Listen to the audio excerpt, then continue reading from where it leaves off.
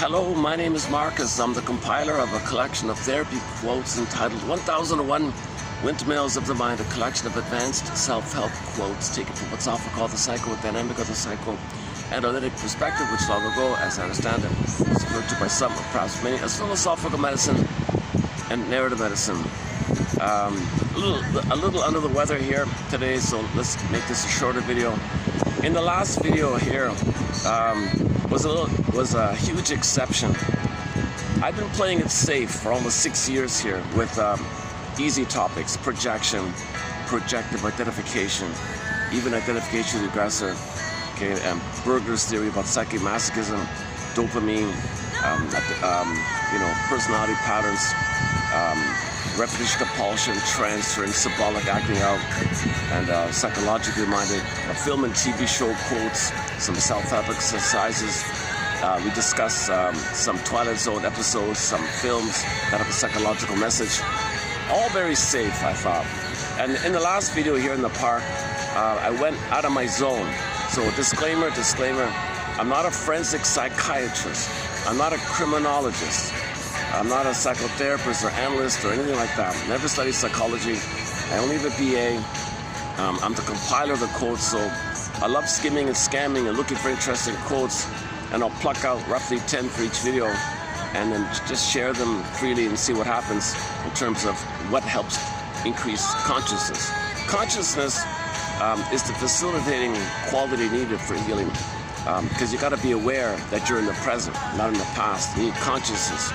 But when there's too much pain, you're always in the past, and all you're really doing in the present is repeating the past, reenacting the past, hoping for a better past, trying to unresolve, get a better outcome, get the love they should have received. So you're repeating disappointment. Present, not the past, it'll be disappointed. So you do symbolically, it doesn't work. Repetition, compulsion, Kleglos, okay, Santayana's quote, repetition, the compulsion to repeat, treadmill, hamster. We're doing the same thing over and over again because we don't remember, but we're trying to remember, so we repeat, hoping to remember so we can mourn and admit it. Kind of thing.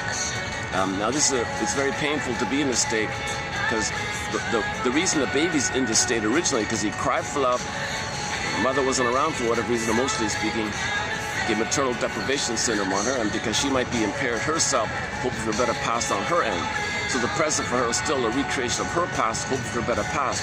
So she overlays her past to the present and recreates in the present a new edition of the past, not seeing the baby for the reality of the present. So there's a whole topic on this area. So meanwhile, the baby's signaling, mother, you don't seem to be seeing me here. I feel unseen here. You seem to be caught in some drama on your end, and you're pulling me into some drama on your end. What about my life here? I can't play a role in your theater of the mind like that, which you play in the present. You might even expect me to play you back then, and you play the mother back then. Your mother hurt you, and you become her, and you want me to play her, and you're going to repeat what happened to you by casting me into the role of you, and you play the mother, and your mother shamed you, you become her, I become you, so that means you shame me, because I'm you and you're the mother, and then flip-flop, you displace your anger onto your mother, onto me, then make me play my own grandmother, and you're going to be angry at me like, oh, what the hell, mother? So the baby can't be assigned these kind of roles in the theater of the mind. So the mother has what's called constructs, mental constructs, psychic constructs, schemata, internal working theater, imprints, memories, fantasies, whatever you want to call it. There's some kind of model going on there. Okay, and it's based on the memory of trauma, so he's going to follow it, repeat, hoping for a better past. So you recreate the very thing, hoping for a better past. But that's the definition of neurosis, because you're not in the past, but that part of the brain doesn't know time, the unconscious has no time, timelessness. So that's the end. So that's why consciousness helps you to realize time. So the more you raise consciousness, the more you move towards, oh my God, this is the present. So as a child, I coped in that way to survive, but I'm not a child in that time. So I don't need that map. I can update the map. I can unpick the threads of a traumatic script, use those threads to even a healthier script. I can grab the pen, write my own script. I can be my own quarterback and self-activate and trial and error now. I can be in the present, self-activation. That's the rebirth motif. You have the psychological birth, the real self-activation, virgin birth, potential, really being who you're meant to be. It was there originally, it was budding, beauty, got frozen, suspended, kind of on hold like that. Then when you realize you could be in the present, that's the rebirth idea. So if you had a loss, so to speak, so it comes back to you, rebirth idea. We're being the psychological, psychic birth like that, emotional birth. So if the mother's busy hoping for a better past on her end, she never She's not aware of what happened to her, so she's repeating in an attempt to be aware. Maybe she might be doing magical gestures, maybe shaming the baby, thinking magically she'll show up her mother, and her mother, the grandmother, will apologize. Or the mother turns to the baby and says, I made you to find me, you mother me. Mother, I can't mother you, what are you doing here? But the mother has a compulsion to get what she didn't get. If she's not aware of it, she's consciously trying to still get it. When there's trauma and real needs are not met, we have the unconscious hope for the fulfillment of those old unfulfilled needs. So the mother turned to the baby, I made you to find me. So mother has all the power. She has the attitude and entitlement of a traumatized baby in an adult body. So she uses that power, exploits it over the baby. It can easily brainwash the baby. Very simple for a mother to brainwash the baby. So she'll condition the baby to be dependent, a target of negative symbiosis. So the mother doesn't feel alone. She feels important. Someone attends to her. She can feel like someone is serving her, making her set the stage, making her important, that someone's there, like an other is there for her. So she's constantly trying to get the unmet oneness. Baby can't do it. Baby's overwhelmed. Baby signals distress, fear, shame, anger. Mother, stop, please don't do this. She can't help it, she says. So baby becomes enraged, fury. Okay, now baby has fantasies to devour the breast, control the breast. He's desperate because without a mother, I think that a perish. It becomes enraged. So the final pathway is rage and fury. It gets blocked, rebounds in. So his own anger, which is a cry for love, a signal for love, a communication that he needs love, it's unmet, the anger goes in. Now his own anger, which is a cry for love, rebounds in on himself. Now he's angry at himself, as if he's crying to his mother, to himself. Doesn't make sense. But that's the hope. He's got to have some kind of hope that mother will respond. So it's all twisted around. He's angry at himself, but the anger should be at the mother, but it got blocked, like the water hitting the bank rebounds in.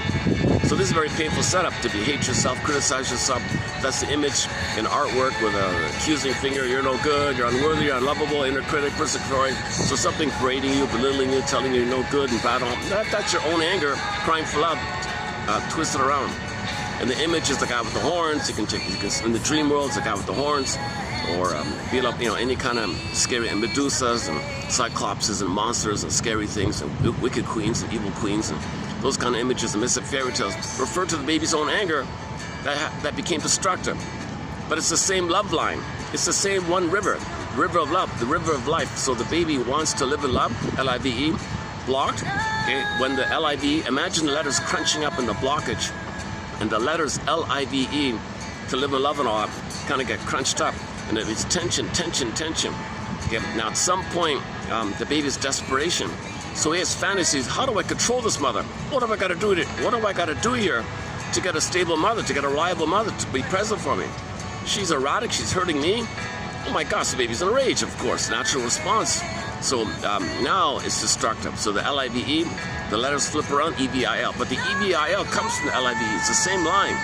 Life force is object seeking. Life force is object seeking. So the natural state is that, mother, I need your connection. Blocked. Now I hate your mother. I'm enraged at you. That's a signal for love. It's a still need. It's the underlying needs the same. Life force is object seeking for the connection. Baby needs a connection to go through the developmental process, whereby doing so, he gets his identity, his golden ball, the blue jay, lives in the present, has the capacity of the real self. The quote-unquote more human, regular more human side of being. Neutrality, creativity, play, spontaneity, Freude, joy in each other's growth, creativity.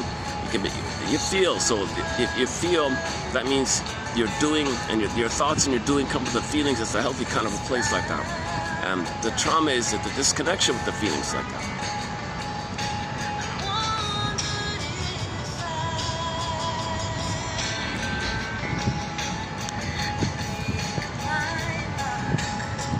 I haven't had a cold in a while, yeah. This is my first cold in a couple of years.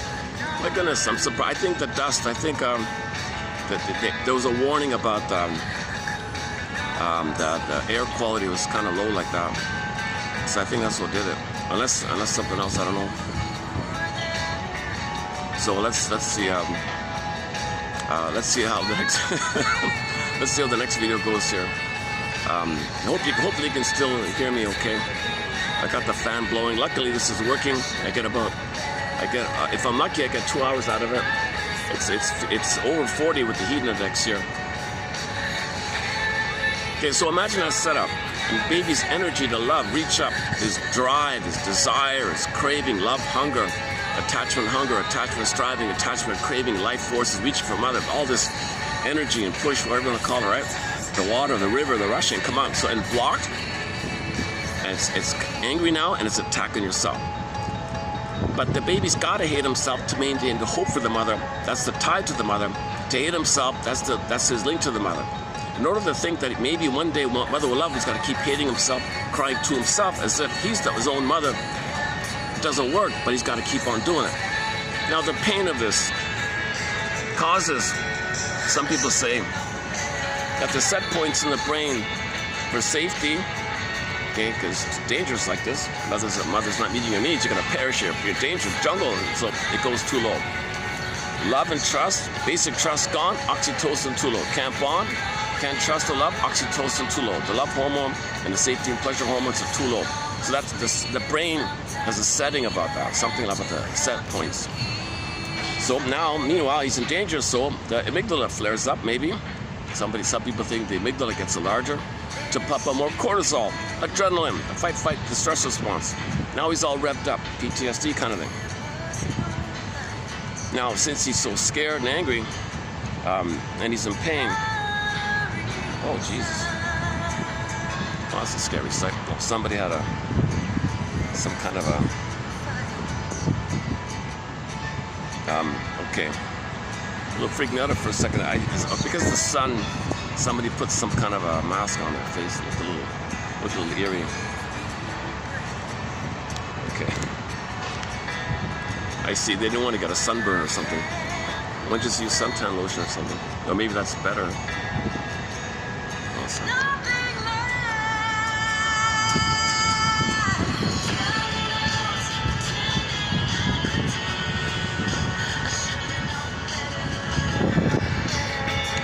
Come to think of it, maybe it is more, you don't get the chemicals and stuff. Yeah, maybe we'll talk about this issue of, no, let's stay on topic here.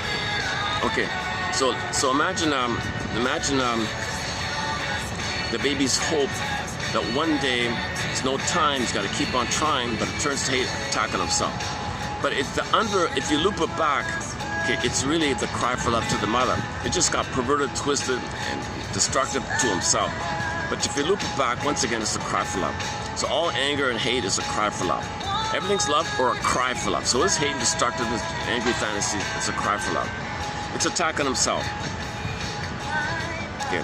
Now, in the brain, the cortisol and the adrenaline is revved up because the baby's in danger, because his own anger is attacking himself.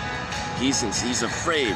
Something is attacking him. His own anger is attacking himself. He's got a monster of the id, an id monster. Okay, so his anger fizzles into it in the dream world like a monster. He's being attacked by his own anger. Monsters of the id. What's the id? The elementary basis of the unconscious. So in the dream world, the unconscious is called primary mentation. Missing fairy tales. Okay, you got a monster attacking him. So you got this thing attacking him. It's a dangerous thing here. So what is the baby's instinct? If he's being attacked, he's gonna look for mother. Mother, where are you? Something's attacking me. I need safety. Okay. Enter Pandora's box. Dopamine. Hope. Don't worry. There's hope.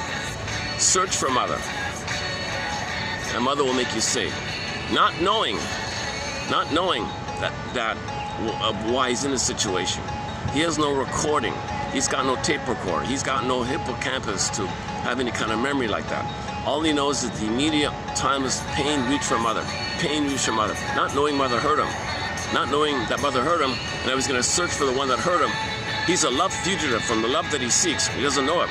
He's going to search for mother, the one who hurt him, but he doesn't know mother hurt him. He can't know mother hurt him. Need to know, he can't know. No baby could tolerate the idea that mother's hurting him. He'll attack himself and blame himself and say he's no good and defective, worthy, unlovable before he says mother's hurting him. No way. The baby must preserve some tie to the mother, otherwise he'd perish. So the baby would rather hate himself than think mother didn't want him or something. Mother was impaired or something. Mother might not have been that bad, but it's just due to a different variety of factors. Okay, so anyways, it ends up that the baby's the dopamine kicks up. Now, dopamine is the molecule of more. chase, anticipation, motivation, excitement, go. Oh, great. Now I got a hope, right? Molecule of hope, basically. It's called dopamania. So he's going to be maniacal in his chase for mother. Now wait a minute, hold the phone here. After the baby's hurt by the mother, the circuits are in. Where's mother? Okay, after the trauma takes with the mother, what's he searching for? Okay, well, what happens is the unconscious is desperate to fool himself. He's going to lie to himself. He's got to search for some kind of mother. All he can do is search for a symbol, an unconscious symbol of mother, something stable. Okay, something, food and money and things, and promiscuity and money and material things you buy, shopping, and so on. So he's got to search. Today's quote, we have a quote coming up by Miss Kaplan about the woman who was a shoplifter, a girl. So that's like wanting money, material, and mother. So the conclusion was she was a shoplifter, always looking for mother, symbolic mother. You have to get it, grab it, give it, envy it. Take the department store's mother refuses. Come on, mother, give it to me. So that quote's coming up. Stay tuned. We've got some more interesting quotes coming up in this video, so stay tuned. The last video I thought was interesting. As mentioned at the beginning of this video, I was out of my zone in a very difficult topic. And this video is also in that out of zone area here. So once again, disclaimer, I'm not a criminologist, forensic psychiatrist. But the quotes are fairly clear. Miss Kaplan, the one we're going to do today, she's a fairly clear writer. I just found her this morning. I didn't have time to really dig into the book, so I just randomly plucked out a few that seemed okay. So stay tuned. Okay, so back to the dopamine. Oh, my phone fell down. Sometimes that happens. What if I do like this?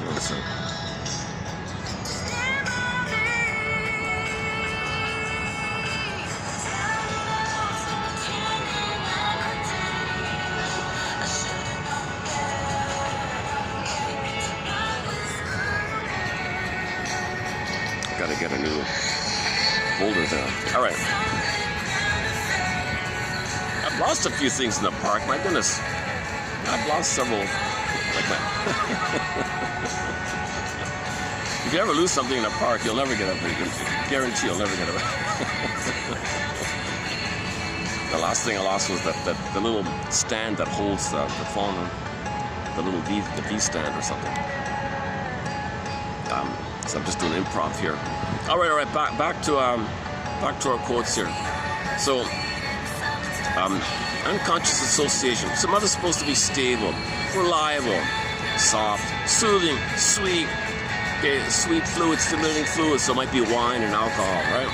It puts you in a blissful state, makes you warm. Alcohol's stimulating fluid makes you warm or something. You look for some kind of. You're grasping at straws. These are illusions, delusions, fantasy. Okay? You just have to search for mother, but there's no mother. You already got hurt by her, but you got to search for her. So you go through life. So the wiring is set in repetition compulsion. So as you get older, it might change and all that. But as you get older, so let's just say the person grows up, he's gonna look for money, material, like smoker, drinker, nail biter, like the woman in today's quote by Miss Kaplan. She's gonna be a kleptomaniac, she calls her, and so on. So this is all material, money, food, cookies, muffins, chocolate, any kind of sweet, soothing, comforting, in that category. It's called the oral fixations. Okay. So this is symbolic mother. Now, when you search for a symbolic mother, the dopamine is the hope, so you feel excited. You're not passive, you're active, you feel important, you're gonna get mother. You're not a passive victim of mother hurting you don't remember that. All you know is that you're gonna chase her mother. So you're back at the where you're tantalized, you're excited. In the Tantalus myth, Mr. Tantalus reaches out projected. So anyways, the baby's in Tantalus mode before the rejection. He's all excited, he's gonna run to the wine store, let's say. He's gonna look for his favorite brand or whatever. So during that time, he's active.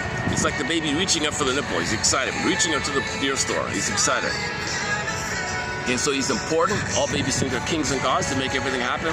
Unconditional hallucinatory omnipotence.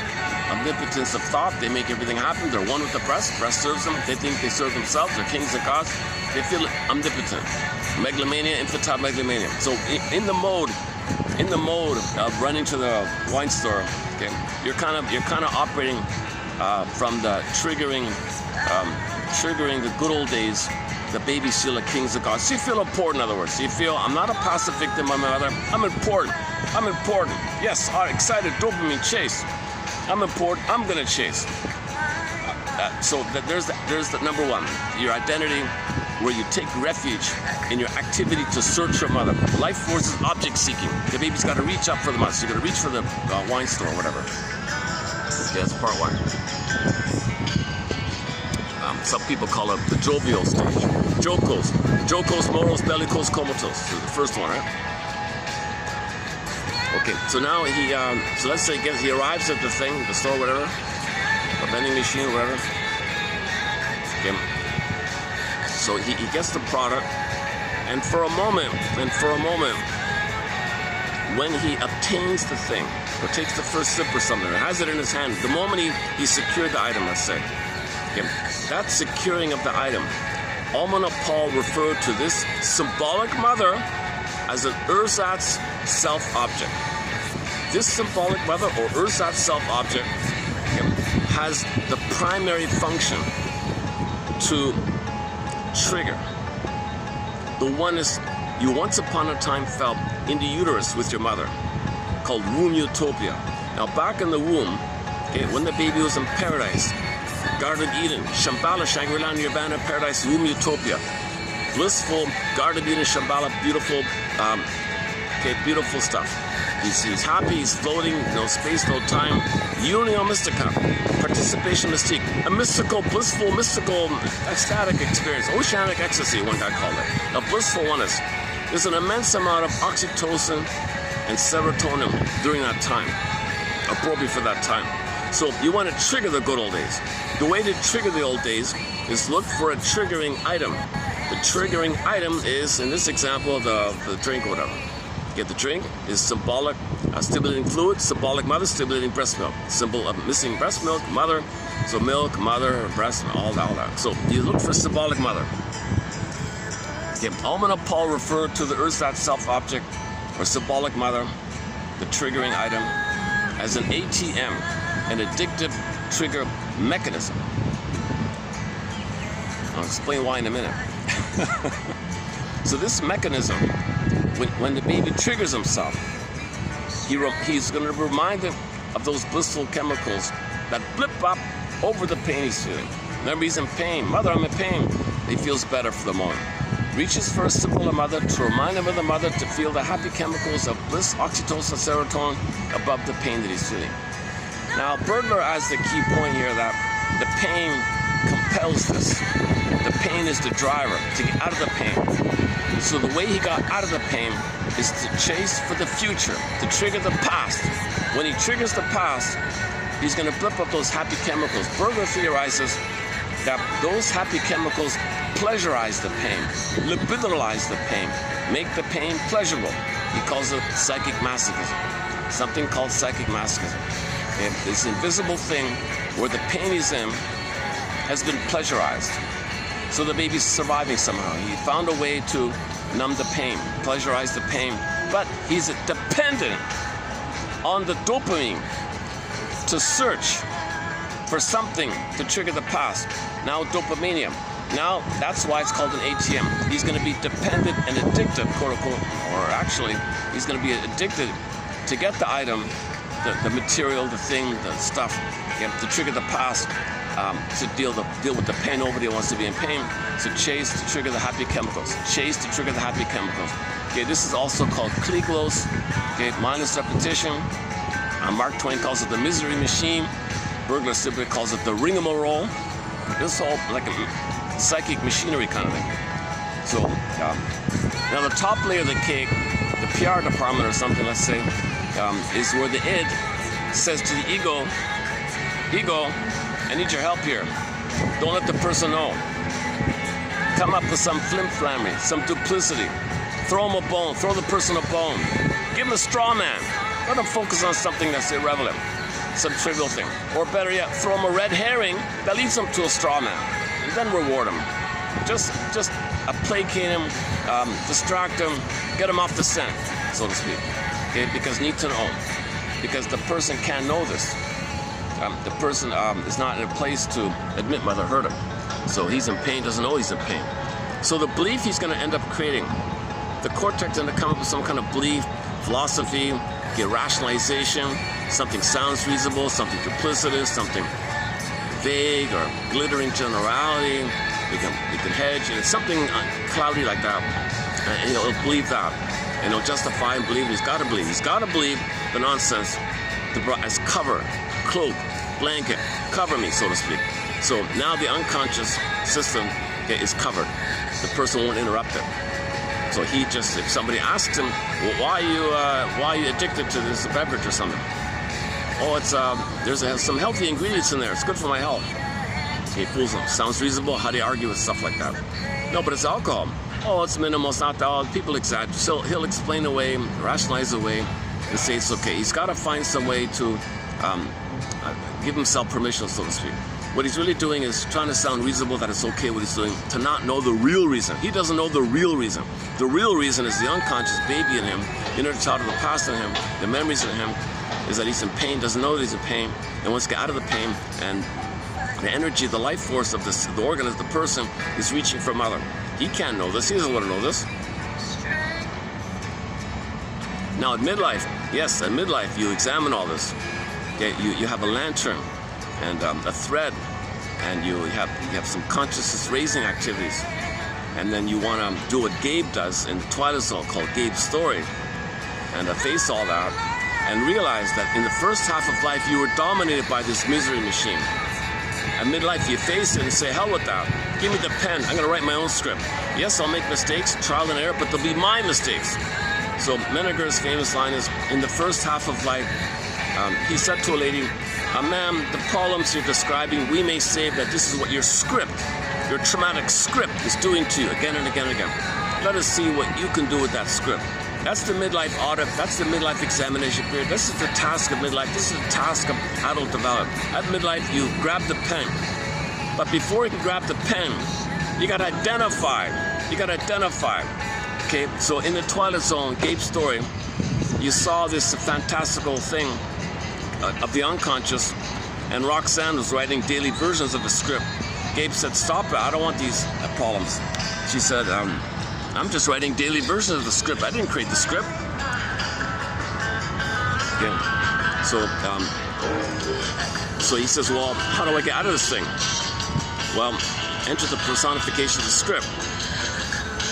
Okay, so the voice representing the script basically said, look, you created this. This is for your protection. Enough of this. I want the pen. I want to write my own script. They'll be my mistakes. So you got to get to that kind of place where you can be your own quarterback. Is it okay like this if I do this?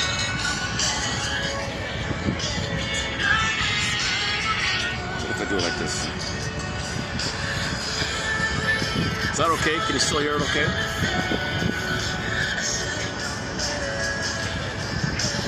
It'd be nice to keep the music going, yeah? Okay. So that's called rationalization. Okay. Now, another thing that Berger says is one way to think about this, or one way to conceive of this, is that the baby can't know he pleasurized his pain. So Berger's metaphors, think about how the baby did something really wrong here. This is a real violation to himself, quote unquote major crime, a psychic major crime. And he can't know this, but he's being punished. So what he does is he confesses to the lesser crime called pseudo-activity, the false self-living, defensive living, neurotic pride, defensive pride. Now he has those kind of needs, defensive needs. Those needs are for the defense. They're not the real needs. When many people say, I have a need for this, that's a strategy to protect your false self. And the false self need is blankets, protects the ring-a-moral machine. So you're only going to confess to the lesser crime of being a drinker, smoker, or whatever. You'll confess to that, you'll admit to that, you'll complain about that, and you'll think that's the issue. They changed the company changed the ingredients. So I gotta try another one. You blame the wine or something. You blame other things. You're outer like that. So you focus on the lesser crime. but you're still punished for the major crime, but you confess to the lesser crime. So Burglar has this metaphor, the courtroom scene, where the soul, as a lawyer, defense lawyer, and the soul's lawyer says to the superego, you know, the system or something, oh, come on, system, let the person free. Did he pleasurize the pain? Yes, but he had to. Guilty. Oh, come on, he's only a little baby. He's got to survive here. Did he pleasurize the pain? Yes, we get that. Well, he's guilty. Well, what can we do here? I'm his lawyer. I got to help him out here. Okay, what I'll do for you, defense lawyer for the soul, I'll let your client commit and confess to the lesser crime of pseudo-activity, but he'll still be punished for the major thing. He'll only be aware that he's guilty of the lesser thing. Lawyer says to the soul, I did the best I could.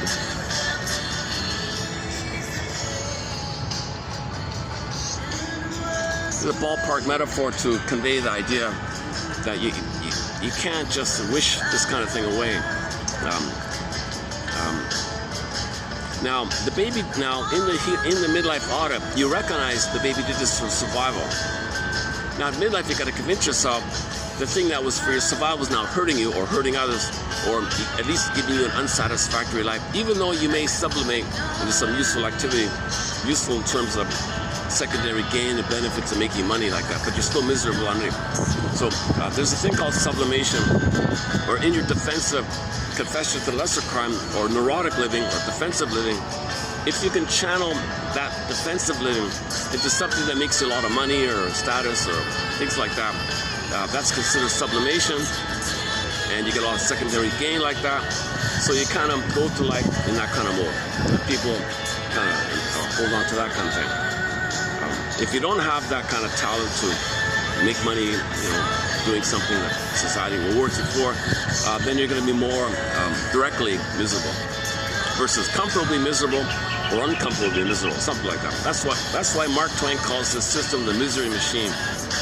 There's just different versions of it.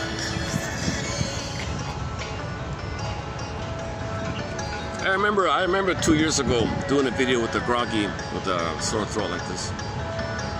Let's see how we go here. Either it'll clear up or it'll get worse. No, it'll clear up. I think it'll clear up there.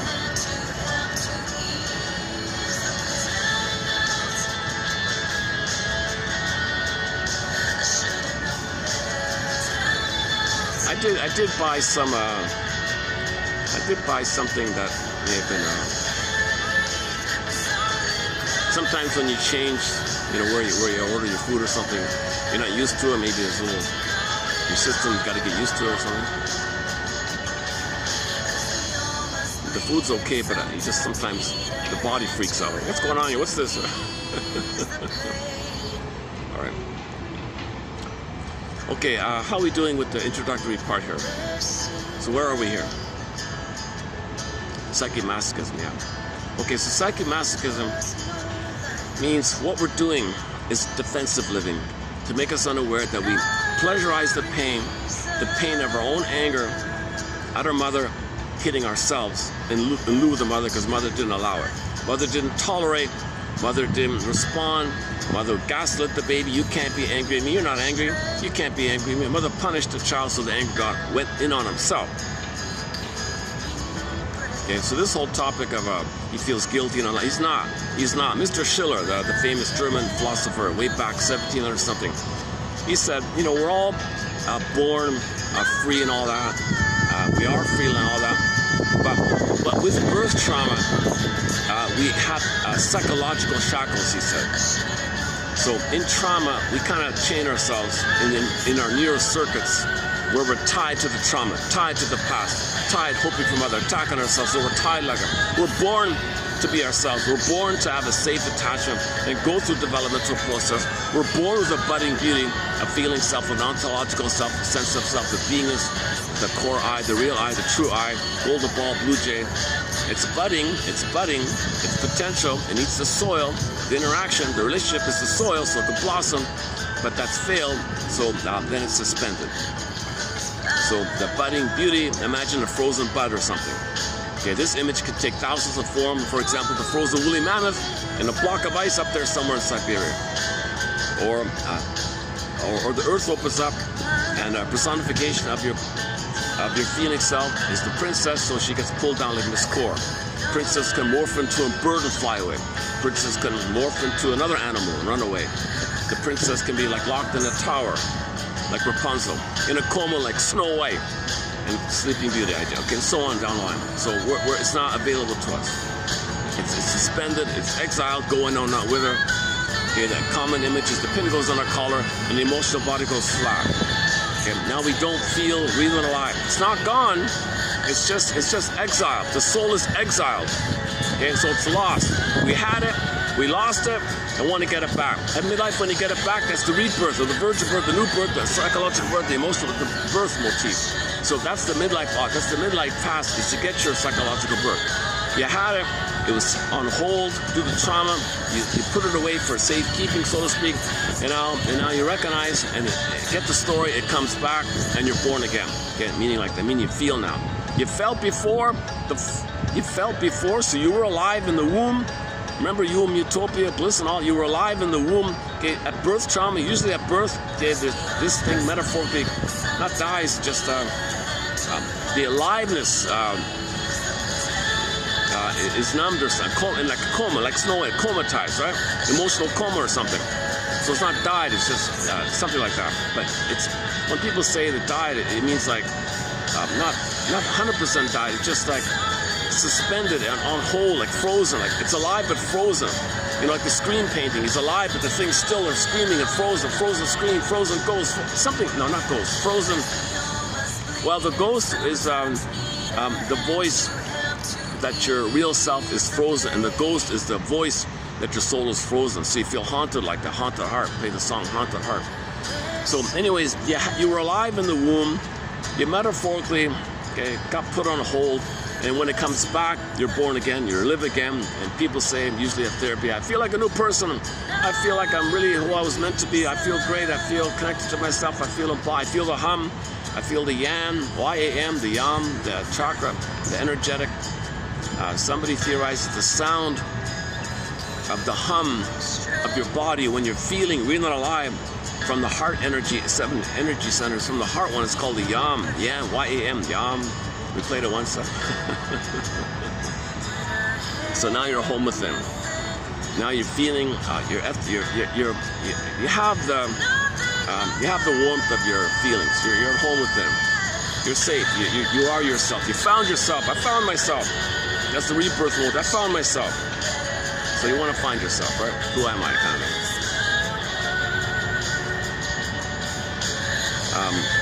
Right. Okay, so hang on. Where were we?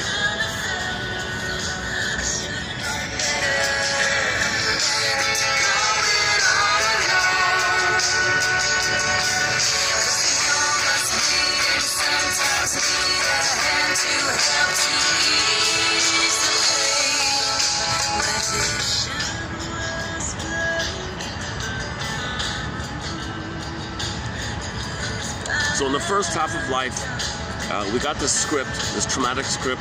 We're repeating disappointment, repeating. So back to the wine guy. He runs for the wine. Joe Cole's all excited. Okay, it's not mother's love in the past. He felt better by triggering the chemicals of the past that went down chase again. So he's repeating the great hope felt. Emily Dickinson, a great hope felt. You heard no noise. The wreckage was within, O cunning tale that let no witness him. Okay, this is the Tantalus film. The guy reaches up for the apple, or the cherry, or the plum, whatever. Okay, that's a metaphor that the first mother is the nipple. Okay, in trauma, from a traumatized baby's point of view, he's clinging to the nipple. He's not even at the breast yet, let alone the mother.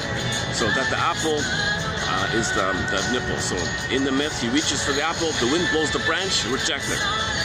He tries again, the wind blows the branch, rejected. So this is the weaning trauma. Okay? Go to the pop diva Shakira, her album cover called Oral Fixation number 2. She shows you an image of this. Okay? So if the fruit is plucked prematurely, it's unripe, it's going to be bitter, sour, and all bitter. Bitter. Okay, so you want it to be ripe. So, okay, the baby prematurely weaned from the apple, the nipple, he'll be bitter, angry. Similar idea. Now, sometimes they would symbolize the mother's the tree, so they put the baby on the tree, to juxtapose the baby on the tree, and the mother did a hell yeah. So she pulls away the apple. Hell, that's what happened to me. So the mother in that image had a talionic feeling. Yeah, I'm going to do that to my baby. That's what happened to me. Hell yeah. I'm getting revenge. Talionic feeling. Revenge on her own baby. That's what happened to me. My mother did that to me. I do it to my kid. You're totally ignoring your kid. The kid is reaching. In the next image, the kid will be screaming and crying. That's what happened to me. I don't care. You know, so the mother has a talionic feeling, talionic impulse to do to her own child what happened to her. So that image shows you very clearly weaning trauma. So in the unconscious, okay, in the myth for this would be the guy reaches up for the apple, the wind pulls it away. Like the mother pulled away the nipple, okay, the wind blew away the apple on the branch. Again and again. Doing it is eternal, no time. Okay, the emotion of shame, so the backdrop is hell. Hell is a metaphor for the emotion of shame. Shame, so shame is a burning, biting feeling, so symbolized by the hell scene. That's all it means. Okay. So he's in the hell scene, meaning he's feeling shame. While he's feeling shame, he wants help, rejected. Help, rejected. What a misery, right? Okay, now the follow-up to Shakira's music album is a guy named Kim Mitchell. Not really a fan or anything, but go to Kim Mitchell, the singer, has an album entitled Oral Fixations. The weaning trauma, Shakira one, leads to the oral fixations. On the front cover of that album called Oral Fixations, spelled with a U by Kim Mitchell, he shows you a few common examples. He shows you in one image common examples of oral fixation. There's that self-object, symbolic mother. And the addictiveness of it all. Because those people were all pale and shaking. They had the shakes. They were addicted. So one lady was the boozer. She was addicted. Okay, she was shaking, panicky. If I don't get it, oh my God, I have it. So she was addicted. One lady was smoking again. She was like, gotta have it, gotta have it. Nail biter one. It's like oral, all oral. The food one, the eating one. The one guy was staring at the lady's memories. The bountiful teeth, staring, shaking like that. So they were all addicted to symbols of mother. Now the image itself, the center stage, the centerpiece of the album are the milky memories, the long bountiful teeth. The characters are all underneath there, because the baby's underneath when he's nursing. So these adults were underneath, meaning they never got it. They were searching for symbols of it. It was never available, so they searched for a symbol. So instead of having properly loved the nurse and all that, they were looking for food, drink, smoking, promiscuity, and so on. Even the nails and the thumb sucking and the nail biting and stuff like that.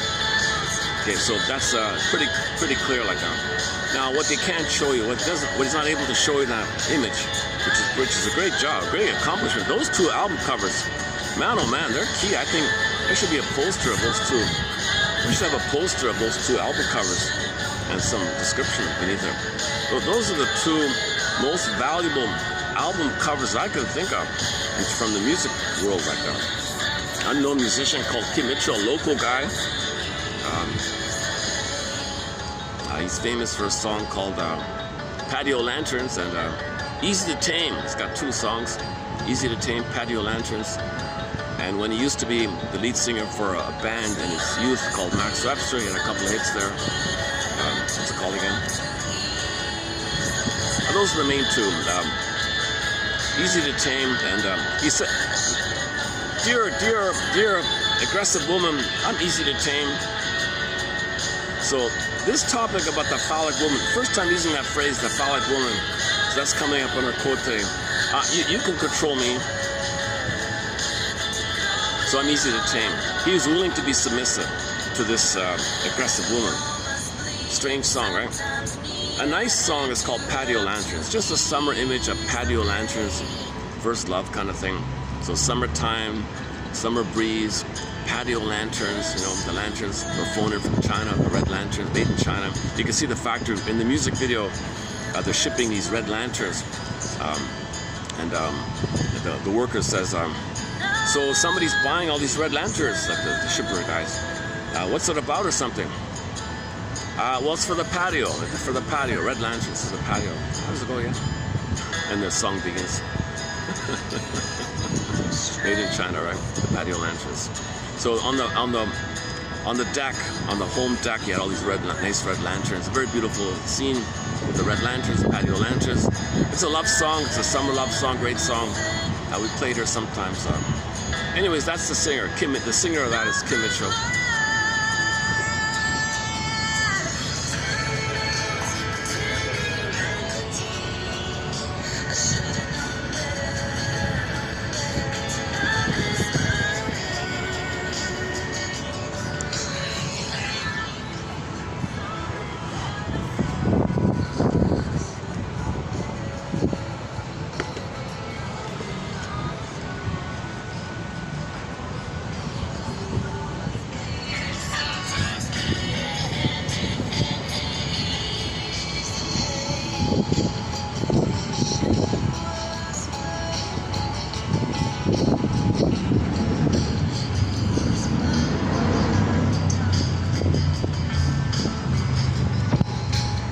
Well, if I don't tip the box, the music should keep playing.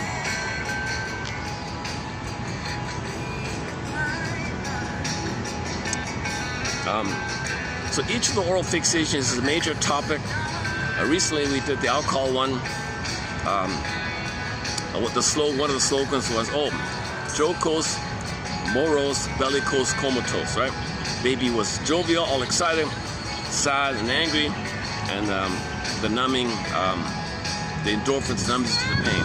So the analogous parallel for the adult version of that, the replay of that, the repetition of that for the adult was all excited, okay, sad and angry, and the hangover is the comatose idea. Numbs out somehow. Pain killing kind of thing. That slogan by the AA peoples, the 9 words, very, very catchy. How does it go again? Apparently in the AA meetings or something, they've got a slogan on the wall, I read. Maybe, I don't know now, or maybe before they did. Oh. Come on, phone. I really got to get a new stand here.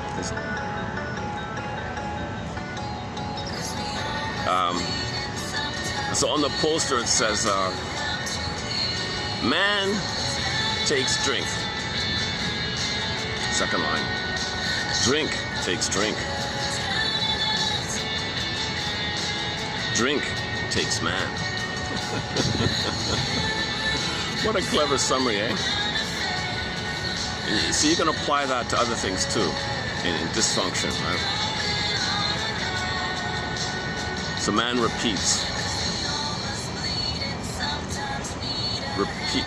Repetition repeats. Oh no, man. Oh, 1 sec. Oh, wait a sec.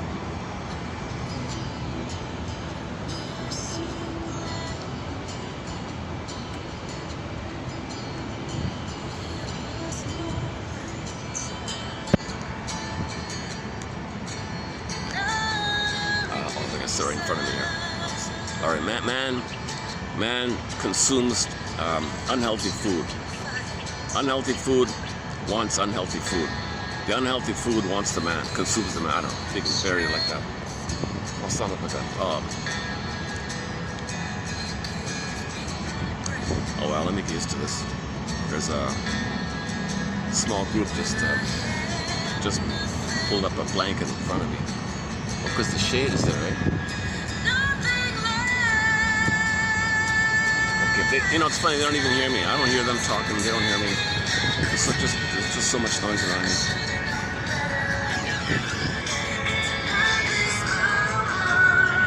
Okay,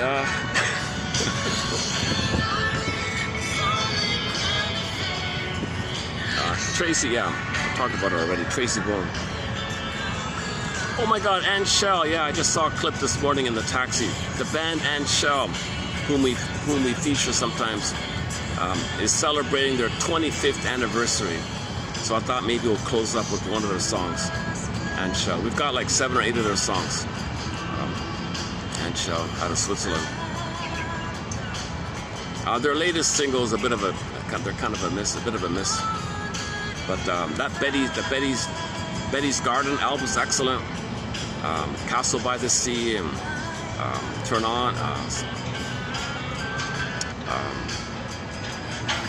borderline about a couple on the verge of breaking up. They're on the borderline, stay together, or breaking up, they're on the borderline. Can we help this couple? They're on the borderline. A good song, Borderline.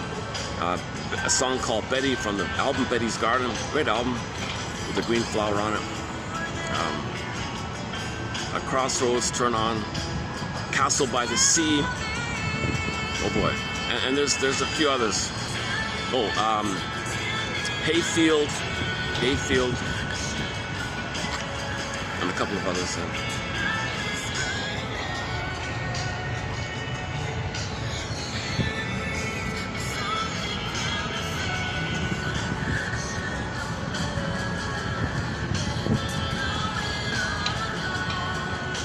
It's getting busier here. It's Friday. Oh, it's Friday. It's going to get busier here. How are we doing with the overview? So repetition compulsion, you search for a symbol of mother, it rejects. You do it again, it rejects. But the activity is that you feel better for the moment, the pain's still there, you gotta do it again, addictive. This is a traumatic strip, it's making you dysfunctional.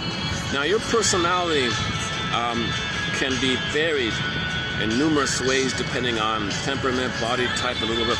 Mostly, you'll tend to move hopefully towards people pleasers, caretakers, clingers, avoidant type, moving away from people, a little schizoid like that, avoidant like that. Or the final one, or the most desperate one, is the against people, moving towards, away, against. And the more desperate is if the baby mother said, you can't be angry at me, he might become a passive-aggressive bully, a passive-aggressive against by spreading rumors around like that. So he's aggressive, but in a sneaky, covert way, called egoism. So Karen and I started off with people move towards, away, against, and dysfunction. And Wayne Oates adds, what about the passive-aggressive bully, the sneak around? He calls it the around. So move towards, away, against, around. Underappreciated. I really think that should be better known. Oh, son of a gun. Somebody's filming me. That's the second time. The last time I was here, someone was doing that. I don't mind. I'm on YouTube, right? But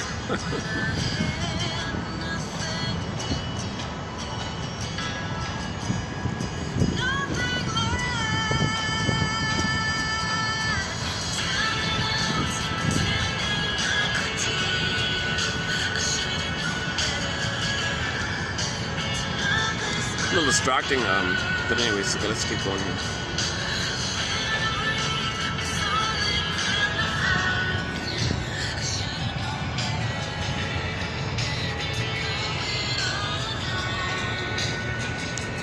Still there, I'm still doing it. I'm just waiting for this thing to pass here.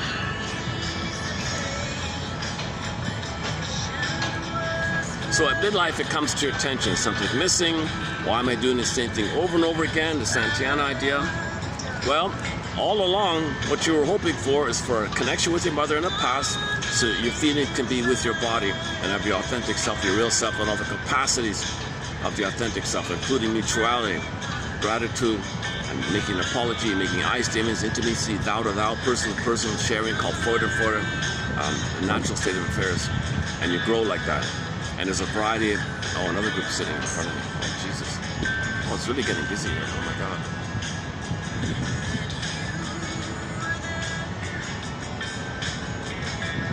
Okay, I should probably move then. Hold on a sec.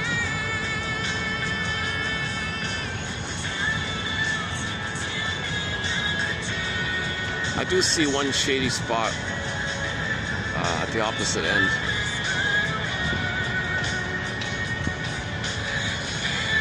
It's funny, the group in front of me, the three of them, they're yapping away. I don't hear them at all.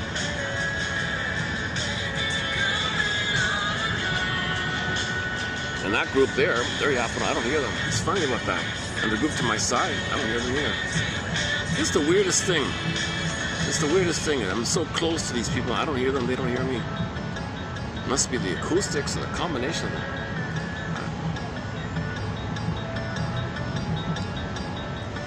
Okay, let's get used to this here a little bit then. Let me see if I can stay then. So at midlife you do the otter, right? Something's missing. I'm back to the men are cool. Okay? We may say that this is what your traumatic script, repetition compulsion is doing to you, compelling you, you're not aware of it. Let's see if you can identify it, shine a lantern on it, do the Gape story thing, and grab the pen. Okay, I've talked a lot about the Gape story and the other Twilight Zone episodes and Forbidden Planet, science fiction film entitled Forbidden Planet, the comic psychoanalysis. Okay, so we got to cover family systems theory, emotional triangle, Murray Bowen, the scapegoating idea, the roles people play in families. How do we appreciate that you're not going to get mother's love? How do you consent and admit that she was impaired? How do you get yourself to believe she didn't love you? The greatest hurt of all, mother failed me. How are you going to get yourself to that kind of place? There's a huge release of sadness when you have the safety of the knowledge and the understanding of the knowledge. Now things make sense. Oh, you're free. Emotional freedom. That's the firebird, the phoenix, the abreaction, the catharsis, the emotional knowing. And now some people theorize the reason people have a hard time getting to that place because they don't have enough memory of any kind of inner support that allow them to do that. That's what Miss Ture refers to as deprivation neurosis. And then goes to Mr. Kohut. Well, maybe you should step into the role of parent and give them some maternal, say nice things to them, make them feel seen and loved and accepted. Doesn't work. You cannot do it. You cannot infantilize somebody. Some people say I have no choice. Some people say no, you cannot infantilize people. If you're patronizing them, it makes it worse. Just build people's ability to admit the truth, and there'll be an quote-unquote update, memory reconsolidation update, belief update, feeling update, where you realize the person of the past.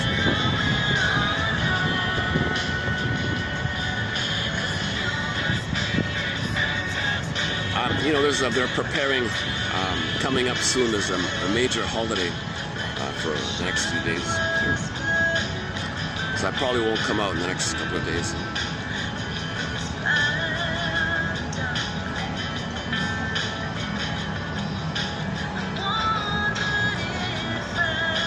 Okay, so when we talk about the midlife journey, okay, the labyrinth, they open the door, next stop, Twilight Zone, beyond sight and sound, another world, primary, okay, seeing what's in your unconscious. Okay, this is the other world like that. Twilight Zone, open the door, beyond sight and sound. Next stop, another world. We live in two worlds. So this is you facing your neural circuits and your memories and your coping strategy, your defenses. You mainly know it by how you behave in the present as a reflection, as above, so below. So you study and guess around what of the below by see if you can find patterns and links and patterns. So you study defense mechanism. You study identification. You study either or thinking. Either or is a response to trauma. You got to get it to both and. This guilt thing. No, you're born, like Mr. Schiller said, you're born free, you are free, but you're born in shackles, trauma. So that's you babies must believe they're no good and bad if mother's hurting them to protect the mother. It's called the moral defense. You got to face this. You're not bad or guilty or wrong or defective or unlovable nonsense. You thought that in a way, in some kind of way to organize what's going on. Mother must be seen as good for your survival. You cannot handle mother's hurting. No way, no way. But you're in pain. Are you being punished? Are you being punished because you're unwanted, because you're defective, shame, guilt? Oh my God! So you create this thing called unconscious guilt, unconscious shame by this. So you think you're no good and all that. Mother must be good. You got to fix this kind of thing. You got to update these kind of things. Okay, baby deals with either or to organize things. But splitting precludes healing. You cannot heal with either or thinking, jungle mentality thinking, my greedy, your greedy thinking. You cannot heal with any kind of, the woman said, if the man doesn't give me everything, click, he gives me nothing. Because the breast is everything for the baby.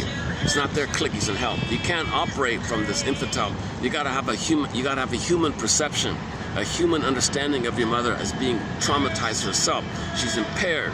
Their emotional dyslexia. Maybe she ended up with MPD, BPD. Maybe she ended up with egoism. Maybe she's impaired like that. So you gotta put your mother on the couch, so to speak. You gotta get your story like that. Okay, so the Twilight Zone is very helpful in this area. One life for early emotional poverty, closing narration, and it's one of them on top of Gape's story. On top of Gape's story.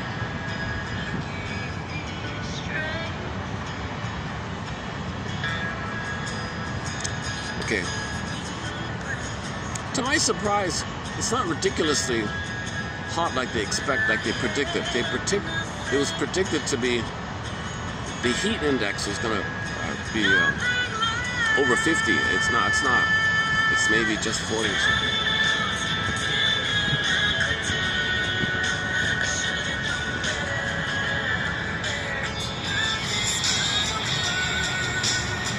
Okay, this topic on the midlife journey with the labyrinth. Okay, I borrowed the Twilight Zone called Saturday, based on a short story that the scriptwriter borrowed. He adapted it to describe the second half of life in 7 parts or steps named after the days of the week. Someday, moan day, doomsday, wound day, thorn day, free day, shatter day. The final one, shatter day. You're free. The false self shatters away, and you're free. You can accept your free day, your freedom, your rebirth. You can accept it. There's a resistance. You can get used to being who you're meant to be. If you can get used to who you're meant to be, the false self lingering around shatters away. But before you get to the free day, you got to face the thorn. That's the arrested development, the stunted development. If the thorn or the pin is released, when you face the wound day. When you face the wound, that's the preassociation, pre-interpretation, family systems theory. You gotta have there's a lot of work to get to the core wound. And before you get to that core wound, you gotta resolve either or. Think you gotta both and take a third side of the coin. The unconscious guilt, the doomsday. Do means guilt, debt. Guilt and do and debt and pain, it's all synonymous. You gotta face this nonsense. You don't need it to survive. The baby needed to survive, called the moral defense, Fairbairn. But you don't. Now it hurts you. So you got to update things. You're not guilty. You got to face the doomsday. And the first one is the moan day. The first one is the someday, which leads to the moan day. The someday is all these old fixations that you just mentioned. Someday, a cookie will be mother's love in the past. Someday, if I shame others the way mothers shame me, and they get a magic gesture, magically, I'll get mother's love in the past. Someday, the fruit wine will be mother's love in the past. The cigarette will be mother's love in the past. Okay, the money, the material, doing it again and again. Okay, the tragedy of this is another Twilight Zone episode called Up Late, I think of Cliffordville. The guy was greedy and chasing. The conclusion was he owned everything. He couldn't enjoy anything. See one tree, seen them all. Couldn't love. Next, no oxytocin. So he begged, okay, Twilight Zone, he begged the devil lady, played by Julie Newmar, the actress who played Vicky in Route 66, the Albatross episode. He begged, this featherhead guy begged her to take him back to his youth so he could do it all over again. Keep his knowledge intact, insider knowledge like that. He can predict the future, he can make more money. All he wanted was to chase. No love, no relationship, no affection, no tenderness, no mutuality. He was addicted. This man was addicted. He was willing to give up everything just so he can maintain his addiction. It's a pretty good message. Up late, I think of Cliffordville.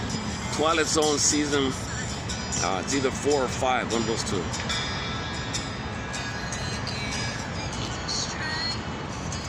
Yeah, the whole topic of symbiosis and Mel Faber's work, we got to include the psychology, okay, then the as above, so below, and the psychology of religion, and this whole broader kind of area as a reflection of the psychology. Sociological affects the psychological. Do you want to heal the sociological? Well, I'll start with The Man in the Mirror, Michael Jackson, Man in the Mirror, or that new one I found this morning by Mr. Schiller. The answers are from within. But look at that in 1700 something, this Schiller guy said, you're looking outside for the answers? The answer's within. The answer's within. The blue bird of happiness is within, Shirley Temple says. A poem of his called The Belief or something. The Power of Belief or something like that.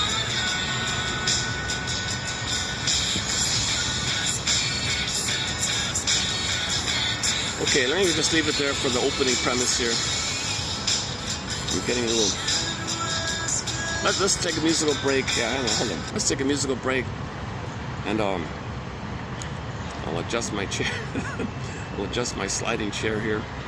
And we'll get into some interesting quotes by Miss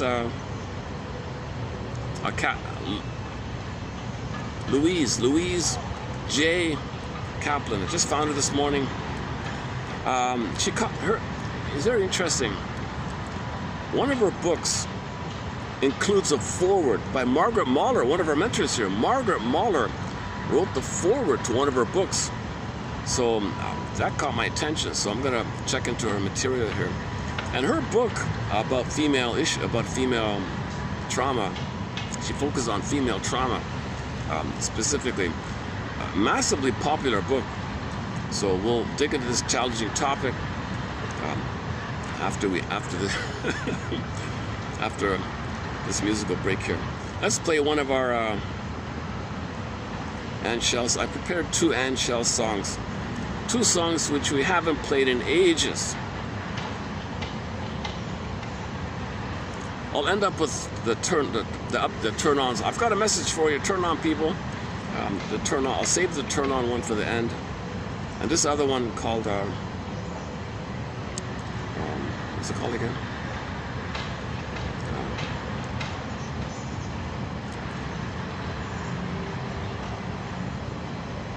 Oh, this one here. Okay, I'll see you in about 3 minutes.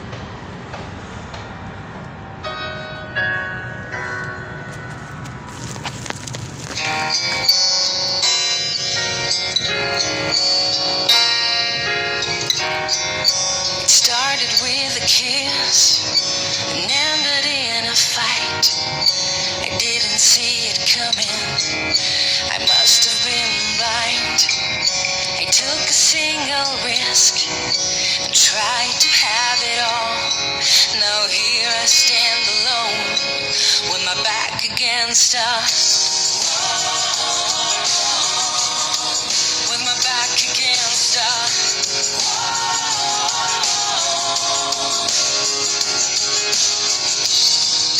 We lived a dreamer's life and stayed in bed all day. You promised me the world, I gave my heart away. You lifted me up high, but then you let me fall. Now here I stand alone with my back against us. With my back against us. With my back against us. With my back against us. With my back against us. You fed me with your lies. I swallowed all your pills. Too often have I cried. Someone else can bear your sins. It took a little while to hear the wake-up call. Now here I stand alone with my back against us.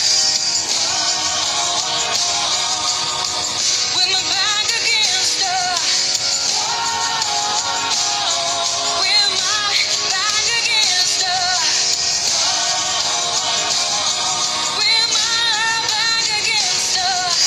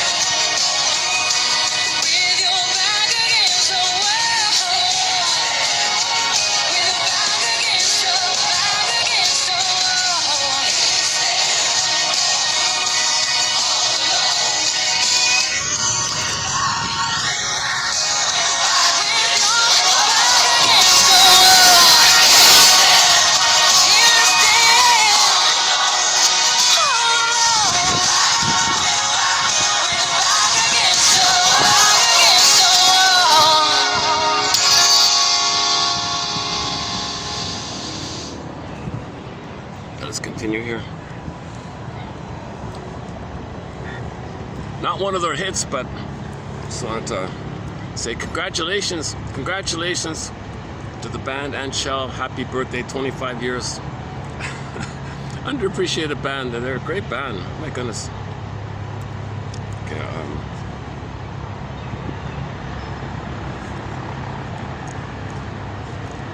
maybe Borderline's my favorite. The one called Borderline, yeah, that's my favorite, I guess. Most of the songs are about, you know, unrequited love and the struggle and the pain of unrequited love. Getting angry at someone who didn't return your love and stuff like that.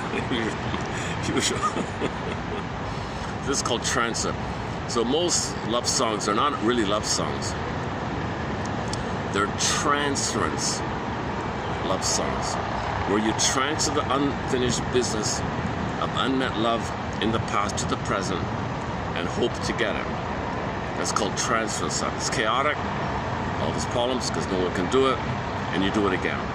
And you'll only be attracted to someone who reminds you of the rejecting mother, because that's where the chemistry is, that's where the hope is, and you got to be rejected to repeat it like that.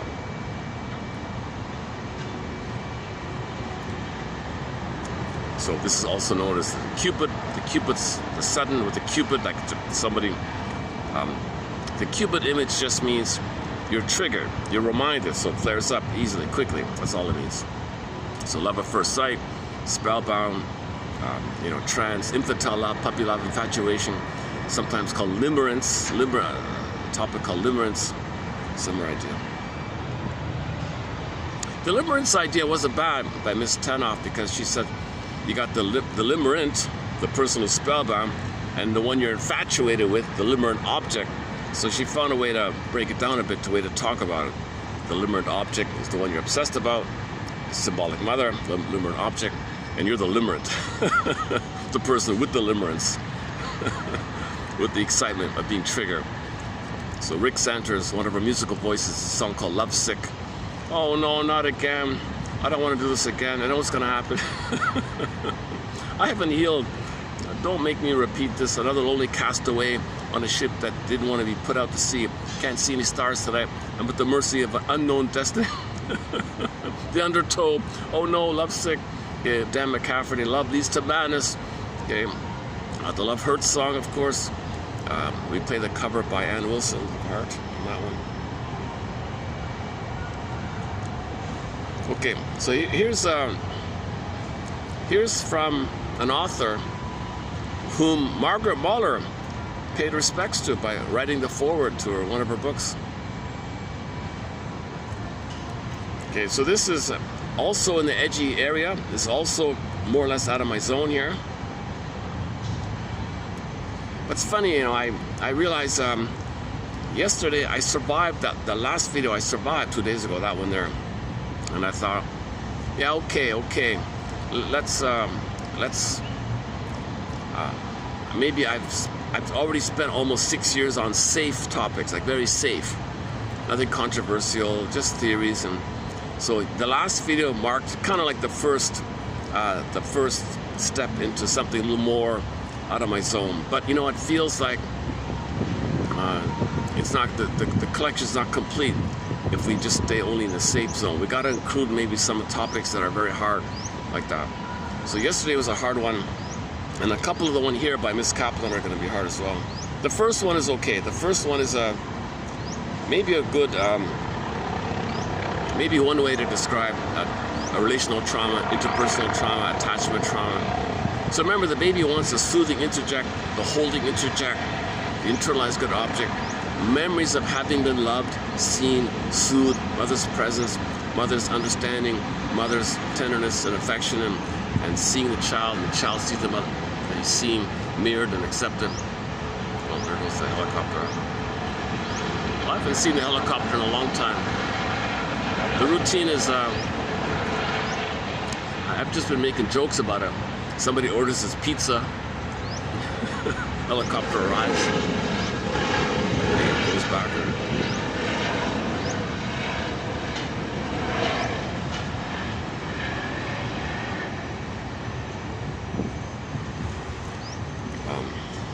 It's got to be a food delivery or something, some kind of a...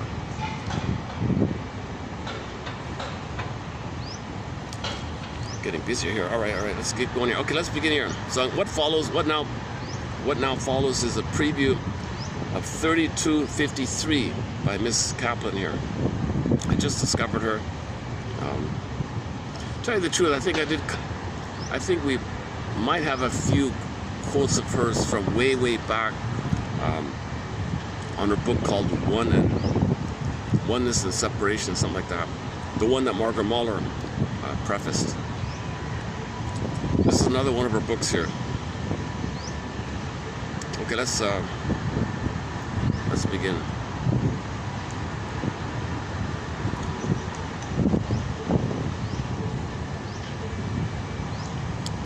Okay. So this first quote's about attunement, attrainment, mother's reverie, mother's consideration. Mother thinks about what's baby going through. I get it. I responds. Baby sends a signal. Baby mother understands and responds. It's called on the same train track, attrainment, like a train track, a tune, same musical tune. It's melodic, it flows, rhythm of safety, rhythm of bliss. Like in the uterus, baby cord, placenta, mother, mother, placenta, cord, baby, baby, cord, placenta, mother. 1, 2, 3, A, B, C.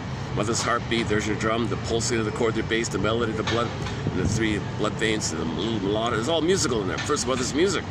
Inside the womb, the mother's music. Grassi and Mott and others conceptualize, if the baby were to conceptualize some sense of what's not him, like he thinks he's everything, right? He thinks he's the whole universe. But maybe the baby can imagine that the heartbeat, mother's heartbeat, and the cord and the blood vein, or at least the heartbeat or something, with the other 3, the other 2, maybe that's not him.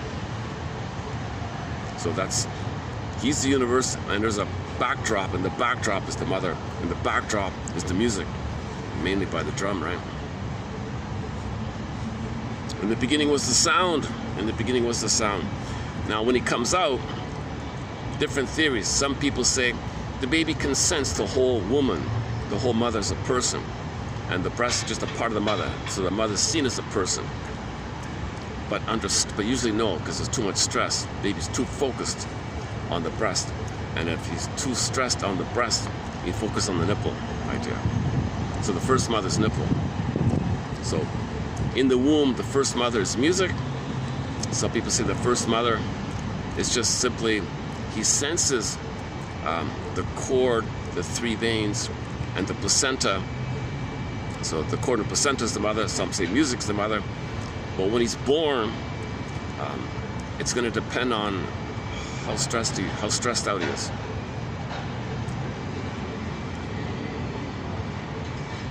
Okay, so this first quote is about this mother's misattunement, malattunement.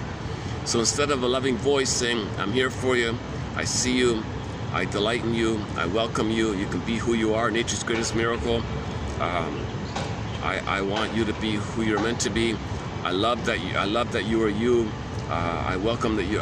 It's wonderful. I see this. I'm here for you. I support you. You gotta have some kind of soothing voice in your mind. Memories of mother being positive towards you, right? If that's missing, it's a vacuum. Your hate, your anger. Your hate is an anger for that it's missing, and that hate fills in and it's attacking you, criticizing you, berating you, inner critic. So instead of a voice in your mind saying I love you, you're great, there's a voice saying you're no good, you're bad. What the hell? Baby's supposed to have a loving voice in there. If he ends up with no loving voice and it fills in with this hate attack on himself, saying you're no good, you're a sinner, you're bad, what the hell, right? So that's one way to... all right. A failure on. Doing okay here? Battery. It's still holding up, eh?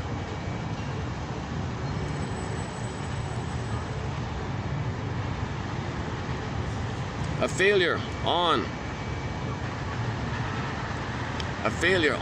the part of a mother to sense a baby's needs creates in the infant a need to react.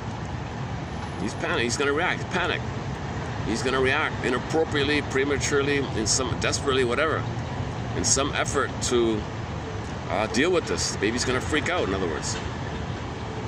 So he's going to react inappropriately, prematurely, desperately, in some kind of effort to provide for himself the missing mothering presence.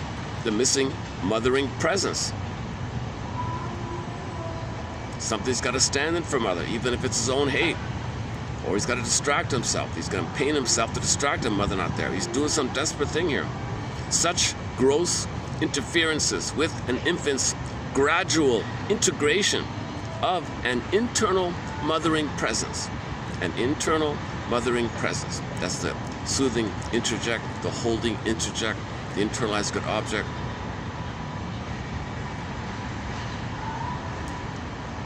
Okay, will transform. Okay, so such gross interferences with an infant's gradual integration of an internal mothering presence will transform an ordinary experience. So the baby's a little hungry, you know, uncomfortable. These little things. For the baby, he's falling to pieces. Okay, the baby fears. He wildly exaggerated, terrifying fears. Because there's no loving mother says, you're okay, I'm here, I see you, you're safe, I'm here, I'm with you, you're safe. Okay, baby's sense of mother, you're holding me in the wrong angle, I'm not comfortable. Oh, I get it. Let me make the adjustment. I see you, thank you, I'll respond, now you're safe. Woo, thanks, Mom. So that goes on, it's a part of him. If that's missing, okay, if that's never in there, when he's held in the wrong position, he thinks he's gonna be suffocated, mother's gonna drop him, endless falling feeling, being ripped, okay, he's gonna, all these awful things. So things are exaggerated. Okay, go to Berger's book called The Baby's Fears. The Baby's Fears like this. Okay, so if the mother's force feeding, like schedule feeding, things being suffocated, gonna drown or something, these kind of things. There's no voicing, everything's okay, I'm here for it, there's nothing that. The mother's schedule feeding, the baby's not hungry, he's being forced against his will, he thinks he's being attacked. He thinks something's attacking him. Poor baby, right? The confident expectation of tension relief, which slowly and fails to develop. Oh, the confident expectation of tension relief, which slowly and fails to develop. So the baby has no sense that mother's gonna, everything will be okay. There's no lullaby in his head. Everything will be all right. Ooh, child, things will get better. Ooh, child, things will be brighter. There's no. That's why these songs are popular. These songs are popular. Most in particular for people who don't have that kind of voice. If those songs are not enough, you go to a place and they'll tell you something in the sky loves you, things like that. A sky entity. You just make up something. You got to make up something, and that's an attempt to internalize. It doesn't work, and you're addicted. It doesn't work. Imagining still trying to get what you didn't get, it's addictive and it doesn't work, and you depend on it, it doesn't work.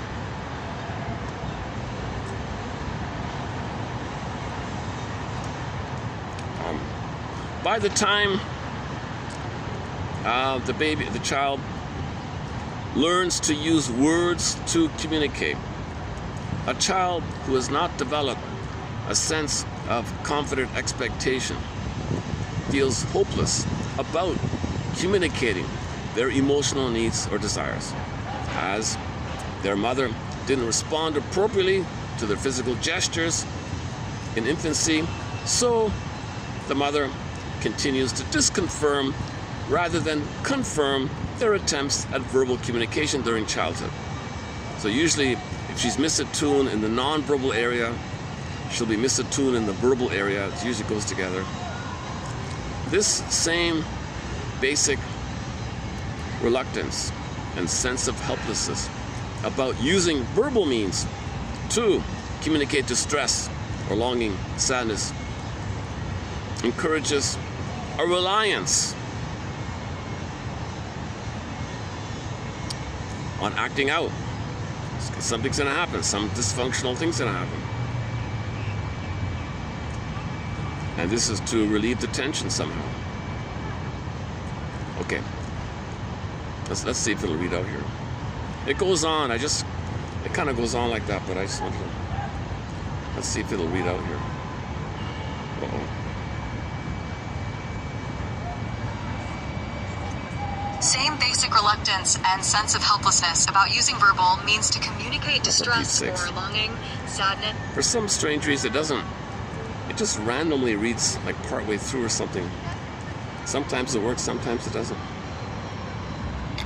It begins with a failure, okay.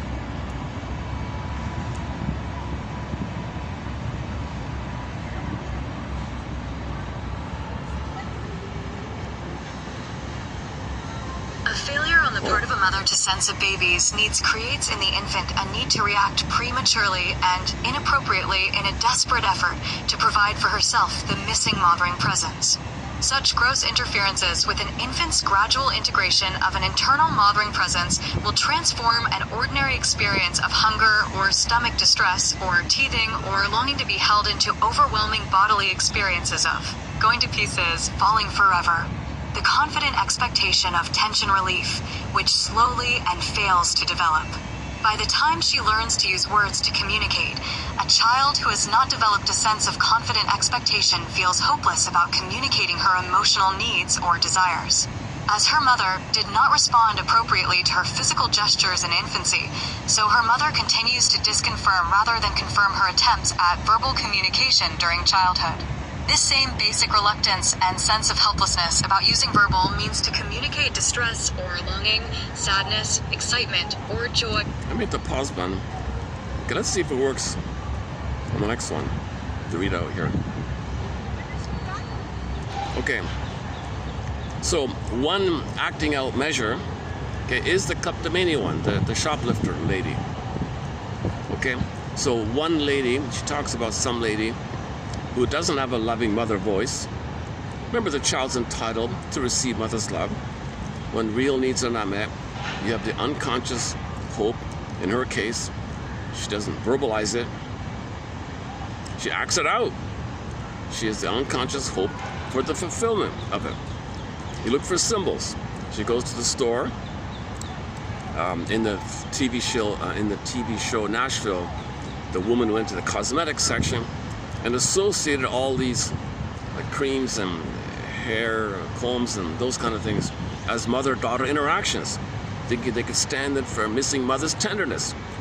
No caress, no soft touch. Mother didn't comb my hair, stuff like that. So she would nick all these things from the cosmetics section, okay, because she was acting out the symbolic. She still was hoping to get mother's love. When real needs are not met, you're still trying to get it. So she tried to get it in a behavioral way. One version of the many behavioral ways is this one here. The impulsive theft of, and in that show we saw the mother was depressed, you know. She was out of it. She was a pill taker, on depressed, moody. It's very clear this woman, the singer, never got mother's love. Now, the positive thing about that show was the mother never took any kind of credit for the daughter's success. So the daughter felt a sense of okayness to be successful. So the good thing the mother did was, she wasn't that bad. She was not loving, but she wasn't too abusive. Because if the mother's too abusive, the daughter won't be successful despite the mother. I'm not going to be. That means she was okay. So she felt okay enough to be successful. And the mother said, you know, your success, daughter, it's not because of me. That's all you. What you did, what you've accomplished, all that you are, all that you've become, that's all you. That's all you. You did it. Nothing to do with me, in spite of me, in fact. Like, you're way to go, kind of. So the mother was positive toward the child's success and development. That's an interesting one there about that. All right, the impulsive, so the shoplift, right? The impulsive theft of material goods is always symbolically linked to some personal experience of deprivation. Oh yeah, oh I forgot about that. In the comic psychoanalysis. Was it the comic? Which one was it?